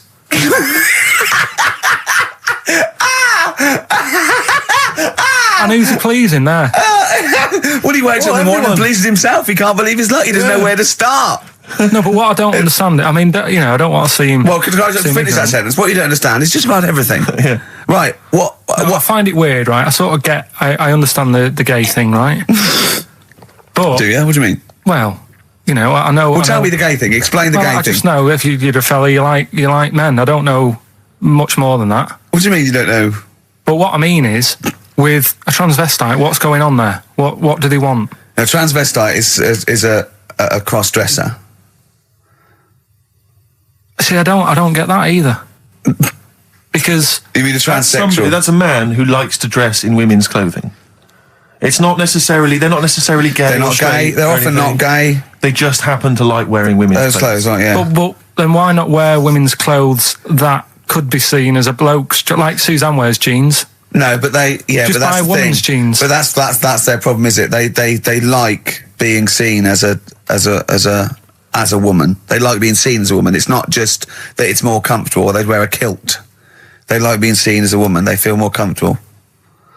All right, and what's the deal with this fella who's got... We don't know both? who this fella is. No, we don't know this man who's half a woman. He's called Miriam. Oh, that's hot. yeah. Brilliant. I love this scientific basis. No, I so think- all he's done, he's had the tits done. He's probably had the hormones. Probably lived as a woman for a while. The last step, because you can probably reverse the breasts anyway, because they're probably implants and hormonal things. And whereas you chop your knob and boys off, that's you come back the next day and go, sorry, I didn't mean that. I wanted my ears pierced. It's a bit more of a bigger operation to put them back. So doctors are probably making sure that he's just Surely absolutely... if you've had the top half done, you're not going to go back on what you've said. But no, what's the top half being done? I could get you breast implants, give you a bit of hormonal treatment. Now, that would be a great idea for next week. and you could reverse it. What you can't do is grow a knob back. Well, you can. Last week you were talking about growing one on your arm. Yeah. We've done that. We can, so that is possible. Listen, Oh, he's perked up. Yeah. Oh, he's back in the area. Well, you got something to no, say? I was kept quiet in the first hour. I'll let you get on with it now. What you got to say? Is it just have a guess? Is it about monkeys, Chinese people, or little gay fellas? It's about little gay fellas. Is it? Of course it is. Go on. Yeah, but not because I like Sorry, I'm taking just the mick making in a that. tally. Let me just note that down. Yeah. No, but it fascinates me, doesn't it? All stuff like that. That's a bit sort of different. Yeah. Yeah. And that. You were showing me. Like monkeys and Chinese people? Well, and that thing you were showing me before, the half woman. No, half. you weren't impressed with that. Well, no. You know that woman that's got two pieces of genetic makeup in her, where it was two separate sperms and two separate eggs fused, and she came out as sort of a normal person, but she had this residue of genetic material, and so she's had two children that aren't genetically the same as her. Yeah. Right? And they showed it in the paper by doing her half white and half black to show the two different, you know what I mean? Just for, Yes. he went, does she look like that? I said, of course not. He went, not interested then. Of course. Yeah. He said, how could I tell? Not interested in that at all. Yeah. If I'd have said she'd given birth to a monkey, fascinated, Yeah. straight away. Well, anyway. Go on. But that's what I'm saying. I'm just interested in weird stuff, right? Yeah. So am I. That's why you're on the show. Talking about little gay fellas and that. Yeah. Northern Line, the underground tube thing. Not train. the boy band. Right. Right. Apparently, on a Saturday night late, I don't know what that is. What time late is in the sort of gay community, as we've discussed before. Yeah. But apparently, the last carriage on the Northern Line, they all get in there. What do you mean they all get in there? They sort of take over the last carriage of the Northern Line on a Saturday night, Right. and it's like the gay carriage. Right. And what exactly do? They just travel about on the Northern Line? I don't know, just have a chat and that, and like just Stick on the communards? How do you know? Someone tell me. See, this, I mean, I'm glad you've informed me, because it wouldn't bother me, but I feel I should be told about these things, because I'm likely to stumble onto that carriage by mistake. And it's not that it'd be a problem, it's just I might feel a little uncomfortable if there's a lot of people in, you know, the black leather gear and the moustaches, the hats. I mean, to be quite honest, they'd be annoyed. Of course. Because they'd be expecting something a little bit, you know. What do you mean? Wow. They're good looking, most of them. Sure. No, they are good looking fellas, though, aren't they? What do you mean? What do you mean? They're just a lot of the gay, you know, they look after themselves and that and look good. Keep themselves. Some of them work out, yeah. You see, this is the problem I have, because there's a lot of areas in London and elsewhere in the country where there's a sort of, you know, it's a gay thing, you know, it's a gay public toilet, or I don't mean it's gay, but it's not like a legal thing. I mean, it's a cottage. But it's a cottage, whatever. I mean, I remember being in Bristol once doing some... You're confused when I said it's a cottage. Yeah. That's a term for where gay people go in toilets to sort of meet and greet each other. Well, I shake hands. I was at the public library in Bristol once doing some studies from a sixth form, and I think the toilet was closed in the library, and I was dying for the toilet, and I popped down, there was a public toilet behind the library. I thought, I can't believe my luck. Dashed down there, it was about 6-ish in the evening, I was working late, I was studying hard. I went in there, and I swear to God, I saw two fellas. With the... Is that unusual? Or? Well, no, they were up to some hijinks. What they're sort of like... Do you know the thing that struck me? What? One of them had bright red underpants. What do you mean? They were actually doing, you know, having some kind of, you know, they were having relations. They weren't even in a cubicle. They were out in the... Where were the underpants? Around his ankles? No. Yes, I swear to God, I'm not going to make this up. What were you? I don't know, like, how old you are in the sixth form? 16 or whatever, 17? Yeah, and what did you do? Well, I actually said... you just joined in. What else did you do? You might as well. I actually swore. I said, oh, F me. And then I went, oh, no, don't. No, I did. I swear to God. I did. I went, oh, F me. No, don't. Because I was panicked and I ran out. And as I was walking out, a guy was coming in. I went, oh, hang on, mate. And then I thought I better not tell him. I'll let him find out for himself. He might be going in there to join in. He might have got a call. Come down. We're going crazy on each other's ass. Come down. It's conspiracy of Bristol. But what annoyed me my was, lover. Want a bit of car? What angered me, Rick, was the fact that I wasn't notified, that there was not... I didn't know there was no sign. And afterwards, I spoke to other people about it, and they said, oh, it's a famous gay haunt. But what annoys me is I feel that they should put an ad in the local press, a big paper, like once a week, like, you know, when they recall cars if they're damaged or there's a fault, or couriers might bring back stuff if they're sort of faulty goods, they say recall and we'll give you money back. They should put an ad in the gay community, should put an advert in that just says, these are the hot spots, this is where you're likely to find us doing some stuff. If you're not gay and you might feel uncomfortable, avoid them. And just list them, or little pictures, or, you know, a map or something. Anything, because like the gay tube thing, I don't know. Fun. 1, 2, 3 railway cuttings. Well, not that. It's more of a sort of social awareness thing. Yeah. So people, you know, don't feel uncomfortable and. But they don't want it exactly to be like sort of walking in under a neon sign. Why? It's legal. yeah, big arrows. Oh, as if. What do you mean? What's wrong with that? Because, well, it's actually a public place. I don't think cottaging is. Well, strictly legal, but they don't even have to specify what they're going to do. Some people, they're not. Some of them aren't. I don't think it's probably seen gays, is it? Yeah, but it's not. Yeah, but it's not the people that go out and they say I'm gay and I like Barbara Streisand. It's presumably the sort of people that do that are people that either aren't quite out yet, or do you know what I mean? Or they're doing having a quick way to their wife and kids. Yeah. I don't know. I don't know completely how it works, but I'm sure there probably isn't a place like free bumming here tonight. No, there is kind of. What? Because I was walking home one night through Soho, right? Just because that's the way I have to go, not because of do you know what I mean? I wasn't going there on that, right? So I'm walking through, right? And I was handed like a card, which was like a gay event, right? Now that's a bit weird, isn't it? That straight away he's presuming that because I'm there that time of night. Well, and you got a shaved head, and you sort of like, you know, you sort of like quite look after yourself, and you got some nice clothes. Yeah, but it's still you look can't like really a little bit rough, don't you? From Manchester, you look like a northern rent boy who comes down to stand outside McDonald's. But the card was rubbish, right? What do you mean? Had this fella on it, right? All sort of greased up and that. Why would you look? Just having a look what he'd handed me and that. Right. Just having a look. Picture of him, sort of sailor's hat on, tan body, like just his arse out like that, and rubbish slogan, right? The best bum in W1. Is bum there a noun or like a verb? What do you mean? Well, to bum, is it like get the best bum you've ever had, or he had the best bum?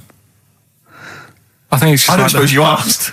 No. I don't suppose you called the number to check. What do you mean exactly by this? Does it mean you've got a great ass? Do you mean I will be well bummed, or do you mean you've just got a good... Come on now, let's Well, just a final point about, because I asked my friend how it all works up on the Heath, because I live in Hampstead Heath, near Hampstead, and I was where I didn't want to go walking and get myself involved in it. How can you get involved? No, again, I didn't want to walk. Sort of like, oh, you believe it. I couldn't say no. Oh, my wrist, it's knackered. What do you mean? Well, I was there for about 2 hours. I must have gone about 43 of them. But, you know, I didn't like to say no, because they were so pleased to see me.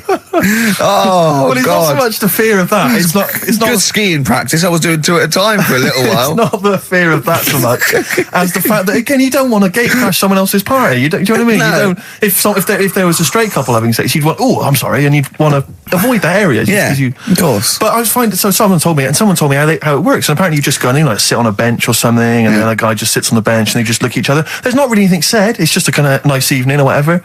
You know, I guess it's like 2 a.m. or whatever, and then they go off in the bushes and ding dong. But it's like, I don't know how that culture's developed. I love this programme. Why can't that be the case with women? That would be amazing. You just go out to the park, and like 1 a.m, you just sit on a bench. You just be like a scene from Gigi. Exactly. Just walking along with the perambulator. Yeah, exactly. But that would be a joy if there was none of this formality. You've got to talk to them, buy them dinner. Oh, you know, you're joking. Romance. Oh no, just this kind of informal thing. It'd be great. So what would you do then? You go up to a woman and go, "Come on, let's stop mucking around." We know why we're both sat on this bench. There's a nice bush over there. Yeah, let's have a bit. Yeah, and then she'd go, "Yeah, great, thanks. I'm killing some time before I, pop into town. Yeah. That'd be perfect. Thanks. You make my weekend." So you're jealous of gays as well as me? In a sense, in a way. What do you think, Carl? Let's put a track on. Why are you getting scared now? You brought it up. Is it getting too close to the bone, so to speak? Jet, are you going to be my girl on XFM 104.9? I'm Ricky Gervais, with me Stephen Merchant. Over there, little roundy bald head of Karl Pilkington. Good news and bad news. Good news is, boys are back in town. We're here for 2 hours. Hello. Bad news is, we have no monkey news, gay fella news, or little Chinese fella news. Really? We're going to try and, leave that for a week, and then maybe come back to it. Yeah. Why do I get the feeling that within 20 minutes we'll be talking about little gay Chinese monkeys? Thoughts on B-days? Have you ever used one? Well, no, you told me all this, but you still haven't got to the bottom of how you use them. No, I don't know. I don't know how to use it. Do they come? You need to ask their own brand. Does it come with like instructions, like a flat pack? I think you're supposed to know. I think you're supposed to. If you've bought a B-day, the assumption is you know how to use it. Imagine someone installing it and going, there you go, it's a B-day. Go, could you show me how to use it? Well, you like this? Well, no, go to the toilet first. Do the whole thing. Otherwise I won't know in context. I'll just sit here in the corner, that's fine. Okay. Do you read a magazine when you're normally going? Well, I might do, but I don't really want to do it with you here, but how will I know? Exactly. I need to know how you transport yourself from the lavatory to the B-day. Do you remember when we were trying to offer Carl money to have a shower with Johnny? Yeah. Just some of the highlights of the year. That's a weird thing to do. Yeah. We nearly had him there, and then he didn't want us to watch. Yeah. We said, well, how do we know that you've done it or not? Yeah. He went, you are definitely bent. That's his conclusion. What we got lined up? Well, hang on, let's just say, if anyone's got any idea sort of how to use a bidet... Any idea for anything to talk about on this show? Well, that doesn't involve crapping or farting. We've done that. We haven't done little Chinese fellas or the gays yet. That's still to come in the second hour. Ian.Camfield@xfm.co.uk if you've got any thoughts on B-days or just, lavatories generally. Richard Ashcroft on XFM, Check the Meaning. I think it was out this year and we enjoyed it. So I certainly had a thought then that, someone like Richard Ashcroft, who's really cool. I mean, I think one of our greatest rock and rollers, really. He writes great tunes, does great albums. The Verve, already in history. I just suddenly thought of him listening to this and thinking, I wish they wouldn't play my songs because I don't want to be associated with that drivel. Yeah. Most people get a buzz out of it, get it on the radio. Do you think people say, don't let Gervais guilty by association? Do you know what I mean? I love that song. I love Check the Meaning. I thought it was a lovely song. And he's thinking, they're going to sandwich it to bring talk about little gay Chinese fellas and B-days. Yeah. and it's going to make me look What worries bad. me, Rick, is that if we had to draw up some kind of list of artists who would allow us to play their songs, it's going to be such a short list. Gary Glitter, it's just going to be a few people who, are slightly more shameful than us. I just thought of something. There are 1 billion people in China, and I assume it's the same percentage of homosexuality occurs as that to 1 billion, 1 in 10. That means there's 100 million little gay Chinese fellas running around. Richard Ashcroft, if you're listening, I apologise for that last. Think about it. John Lennon, are you okay? War is over. I heard a DJ in the week. I won't say who it was, but sort of like a cheesy sort of housewife choice DJ, and he played that, and he went, weird one, that, isn't it? What do you think of that the first time you heard it? Strange one. John Lennon, Yoko Ono, war is over. Here's the moment, at least, out there. I love that. Oh. What does he mean? That's exactly what I want from a DJ. That kind of insight. We were talking before the break about how many little Chinese fellas there are. Yeah. Billions. An awful lot of them. Brilliant, good, more the merrier. Are you familiar, Rick, with the scary fact, I don't know, Camford, if you're aware of this, and it's chilling. I don't know where I've heard this from, but apparently, and this is kind of legend, I didn't just make this up, this is well known, that if all the Chinese people in China, right, no, come on, if they all jumped up and down at the same time, apparently, this is what they say, apparently it would cause a tidal wave that would wipe out America. That would destroy America. I love the idea of coordinating that. Brilliant. Well, I like the idea, firstly, they don't need weapons of mass destruction, they don't need nuclear weapons, because they got that threat. They can't constantly. have on that, you can't count a tidal wave as a weapon of mass destruction. Or jumping. Tony Blair could send in sort of people, UN people going, look out for anyone jumping. Exactly. Because all they need is an immense sort of skipping rope.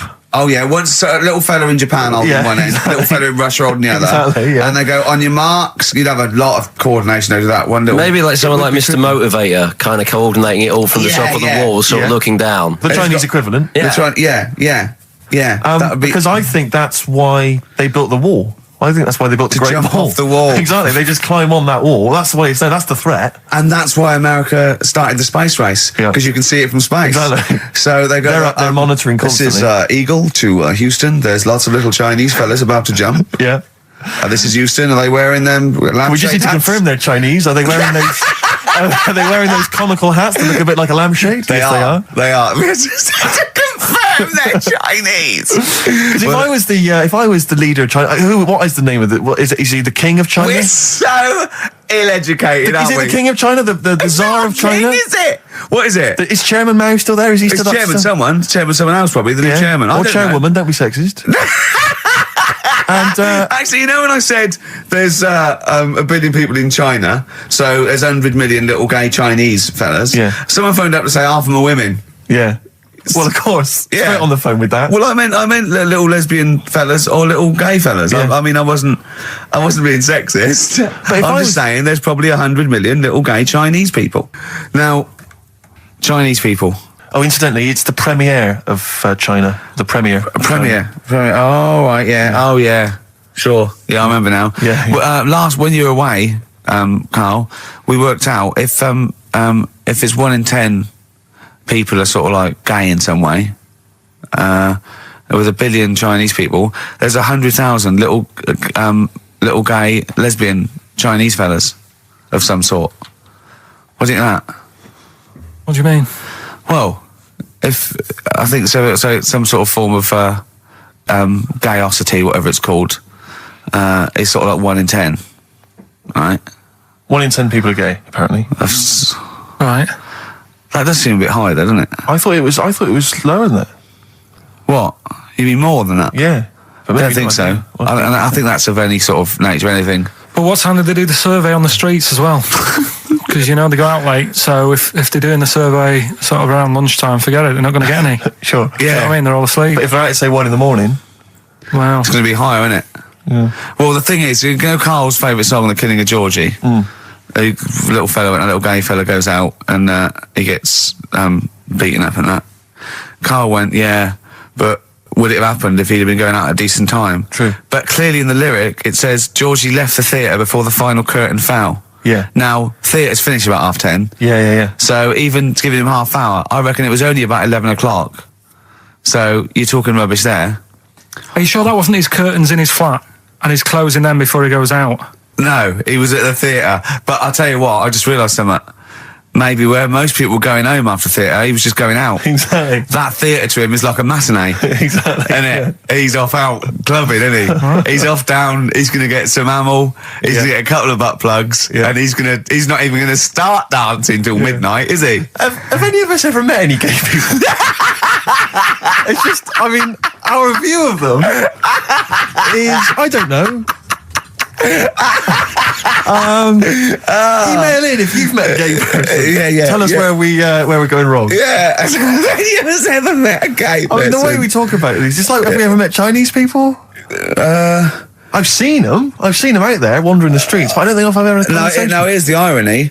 I definitely know and have met more little gay fellas than little Chinese fellas. Yeah.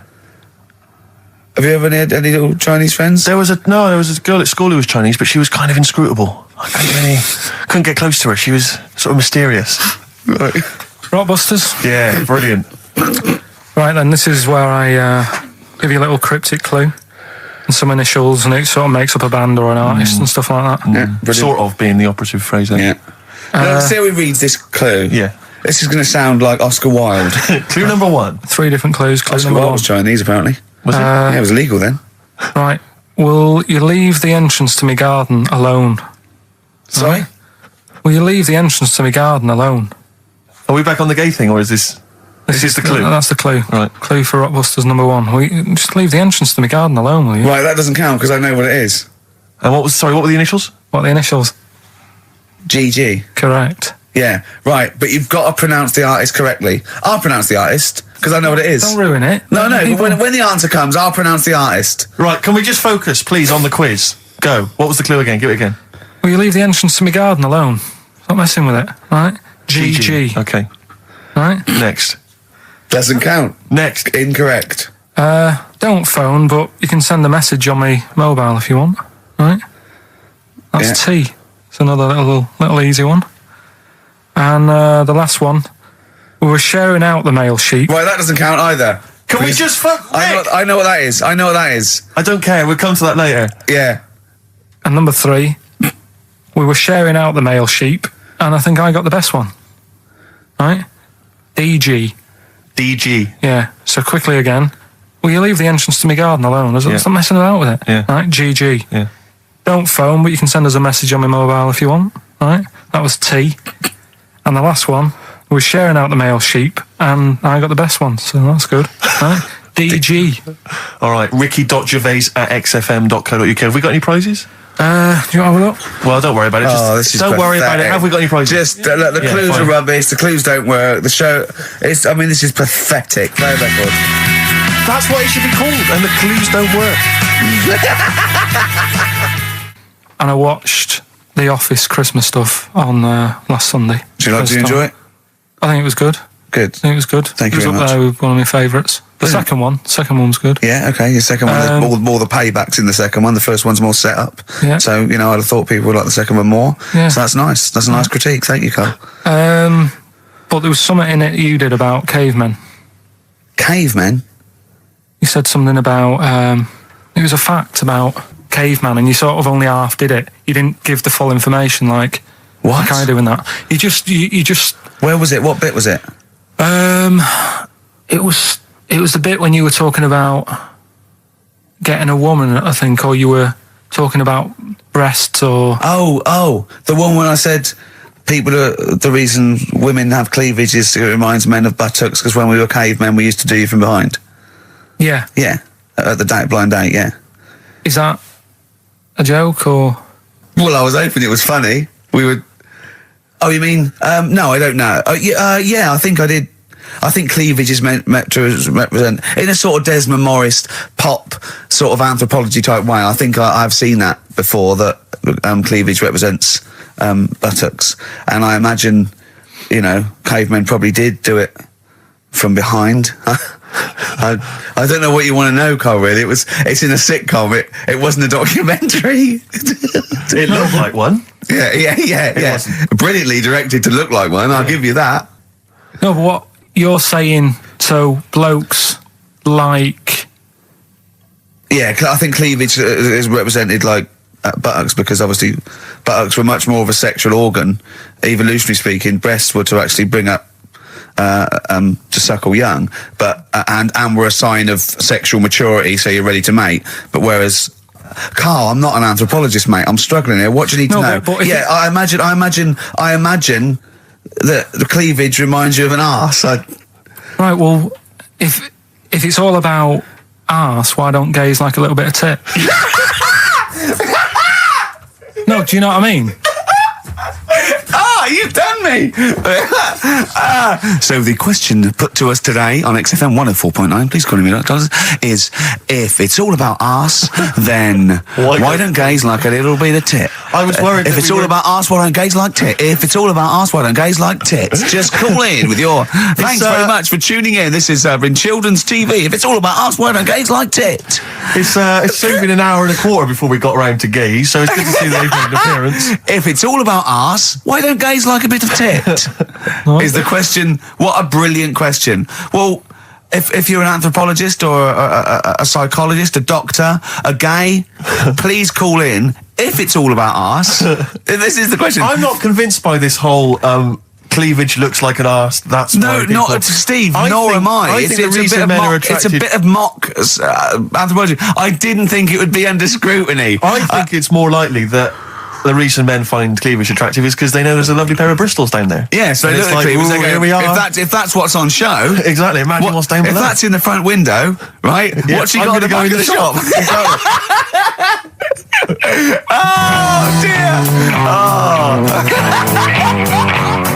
The Coral, Bill Mackay on XFM 104.9. If it's all about arses, Steve, why don't gays like a bit of tit? I think there might be a lecture on that at the Royal Institute tonight. I'm not sure. Stephen Hawking. Yeah, I think he's giving a lecture. Brilliant. I'll tell you something else though. That's about cavemen and that. Yeah. Right. Not really. Go on. Do you know? I love the idea of a little gay fella. He's pulled a bird. He's just all he's done is focused on the cleavage, and he's gone, "That's a lovely arse." Right? He's got a bat. Right, pulls the dress down. No, where's the arse? I've been gone. There's boobs. Boobs. I hate they're my worst. No. Yeah. Faith No More and their version of I'm Easy on XFM 104.9. Ricky Gervais, Steve Merchant, Karl Pilkington. Rick, for the last time, we've only really got 3 topics of discussion on this show. I think you agree with that. Little Chinese fellas, monkeys, and the gays, the gay people. Yeah, we're hoping to cover all those subjects today. Monkey News is coming later. I'm sure we can find something to discuss about gay people. We've done gays. We've done a few gays. I suppose we talked about the dog. Yeah, big time. Right, the film thing. This is when we get like a film, and I'm in it. Right. So I'm doing. We talked, a bit about gay fellas and that today. Yeah. So we're doing When Harry Met Barry. Okay. All right. Yeah. And listen to this, and then there'll be a question at the end, and you can win some more stuff. We've got DVDs. Some more shite. Some more good CDs and DVDs and that. All right, let's hear it. So When Harry Met Barry. All right. We've got 18 hours to kill before we hit New York. I know, yeah. Brought a few books just to kill a bit of time on the journey. When I buy a new book, I always read the last page first. That way, in case I die before I finish, I know how it ends. I read a book like that once. Not on purpose, though. It's just that all the chapters have been put in the wrong order, so it's a bit annoying. Got to chapter 1 before I realised. Are you finished now? Yeah, I bought another copy of it and read it in Lanzarote. It was alright. Good read. Listen, we're only staying in New York for a couple of days, aren't we? Because the place does me head in a bit. Oh, really? Yeah, it stinks, doesn't it? It's a really dirty city. It's noisy. It's funny, the people who live there call it the city that never sleeps. I'm not surprised with all the noise. I couldn't agree more. Listen, I know you're gay in that, right? What is the attraction with New York for you lot? Because it is like the gay capital, isn't it? They all love it. Even that Rod Stewart song, that Killing a Georgie, that was set in New York, wasn't it? Yes, it was. Yeah, well, that song was about a gay fellow, wasn't it, who moved to New York and ended up getting beaten up. Not a great advert for the place. You keep going there. Weird. Actually, I know why you like it. It's because it's a city that never sleeps, isn't it? You lot like going out late. You sort of run your life at a different timetable to everyone else. Are you finished now? No, I'm not being funny. I'm just saying. Just don't think you should live your life like that. Why not? Don't start getting angry. I think I'm entitled to throw a little anger your way, especially when I'm being told how to live my life. Yeah, you're right. It is your life, and that's what I'm saying. Don't be dragging me into it. What? Well, you know I'm not gay, so why did you buy me a butt plug for my birthday? I'm not going to use it. What do you want me to do about it? I take it back, okay? I take it back. Right. Want to spend the night in a motel? No. Why not? Because you're gay and I'm straight, that's why. Why aren't you seeing anyone? Well, I'm seeing Suzanne again. We only split up for a few weeks when she had that funny haircut that made her look like David out of Slade. It's grown again now. She looked weird, didn't she? Well, but forget that. Anyway, don't want to share a bed with you again, not after last time. Oh, geez, what are we supposed to do? Well, this isn't normal, mate. Pull over, forget it. All right, Forget don't it. you... I don't want to talk about How it. is that Pull over. Just pull over here. Fine, but let's just... That's nothing, eh? Get a B&B. And by that, I mean bed and breakfast. Not bum and bollocks, as you call it. Yeah, right? one thing straight. Not interested. See ya. Oh dear. Excellent. Oh, little Karl Pilkington. When Harry Met Barry, it's a classic film. What's the What song was I talking about? That, you know. Yeah, we Like know. New York What song? and stuff. Yeah, what song? Yeah, okay. Artist will do, or the song title, whatever. Yeah, okay. Email only ricky.gervais@xfm.co.uk. We can squeeze in a tune, and then I hope Oh, the Monkey final News. Monkey News. Oh, Oh, what tune have we got? How long is it? 3 minutes. It's a nice one, though. Brilliant. Bit of Amy Man. Fantastic. Big day, Carl, though, isn't it? Because there's lots going on, and I know Carl's it's very, very important for him that he champions Live 8. I don't know what's going on. I don't know what... I am sick of it, to be honest. Sick of what? Just sick of reading about it. Sick of this Live 8 thing. Sick of it all. Brilliant. Fed up with it. What annoys you particularly? It's not only that today, though, is it? On the way in today, right, saw a gay fella on a bike. Weird? On a bike, rushing. What time did the gay march start? What time did they have to be? Why are you looking at me? I don't know.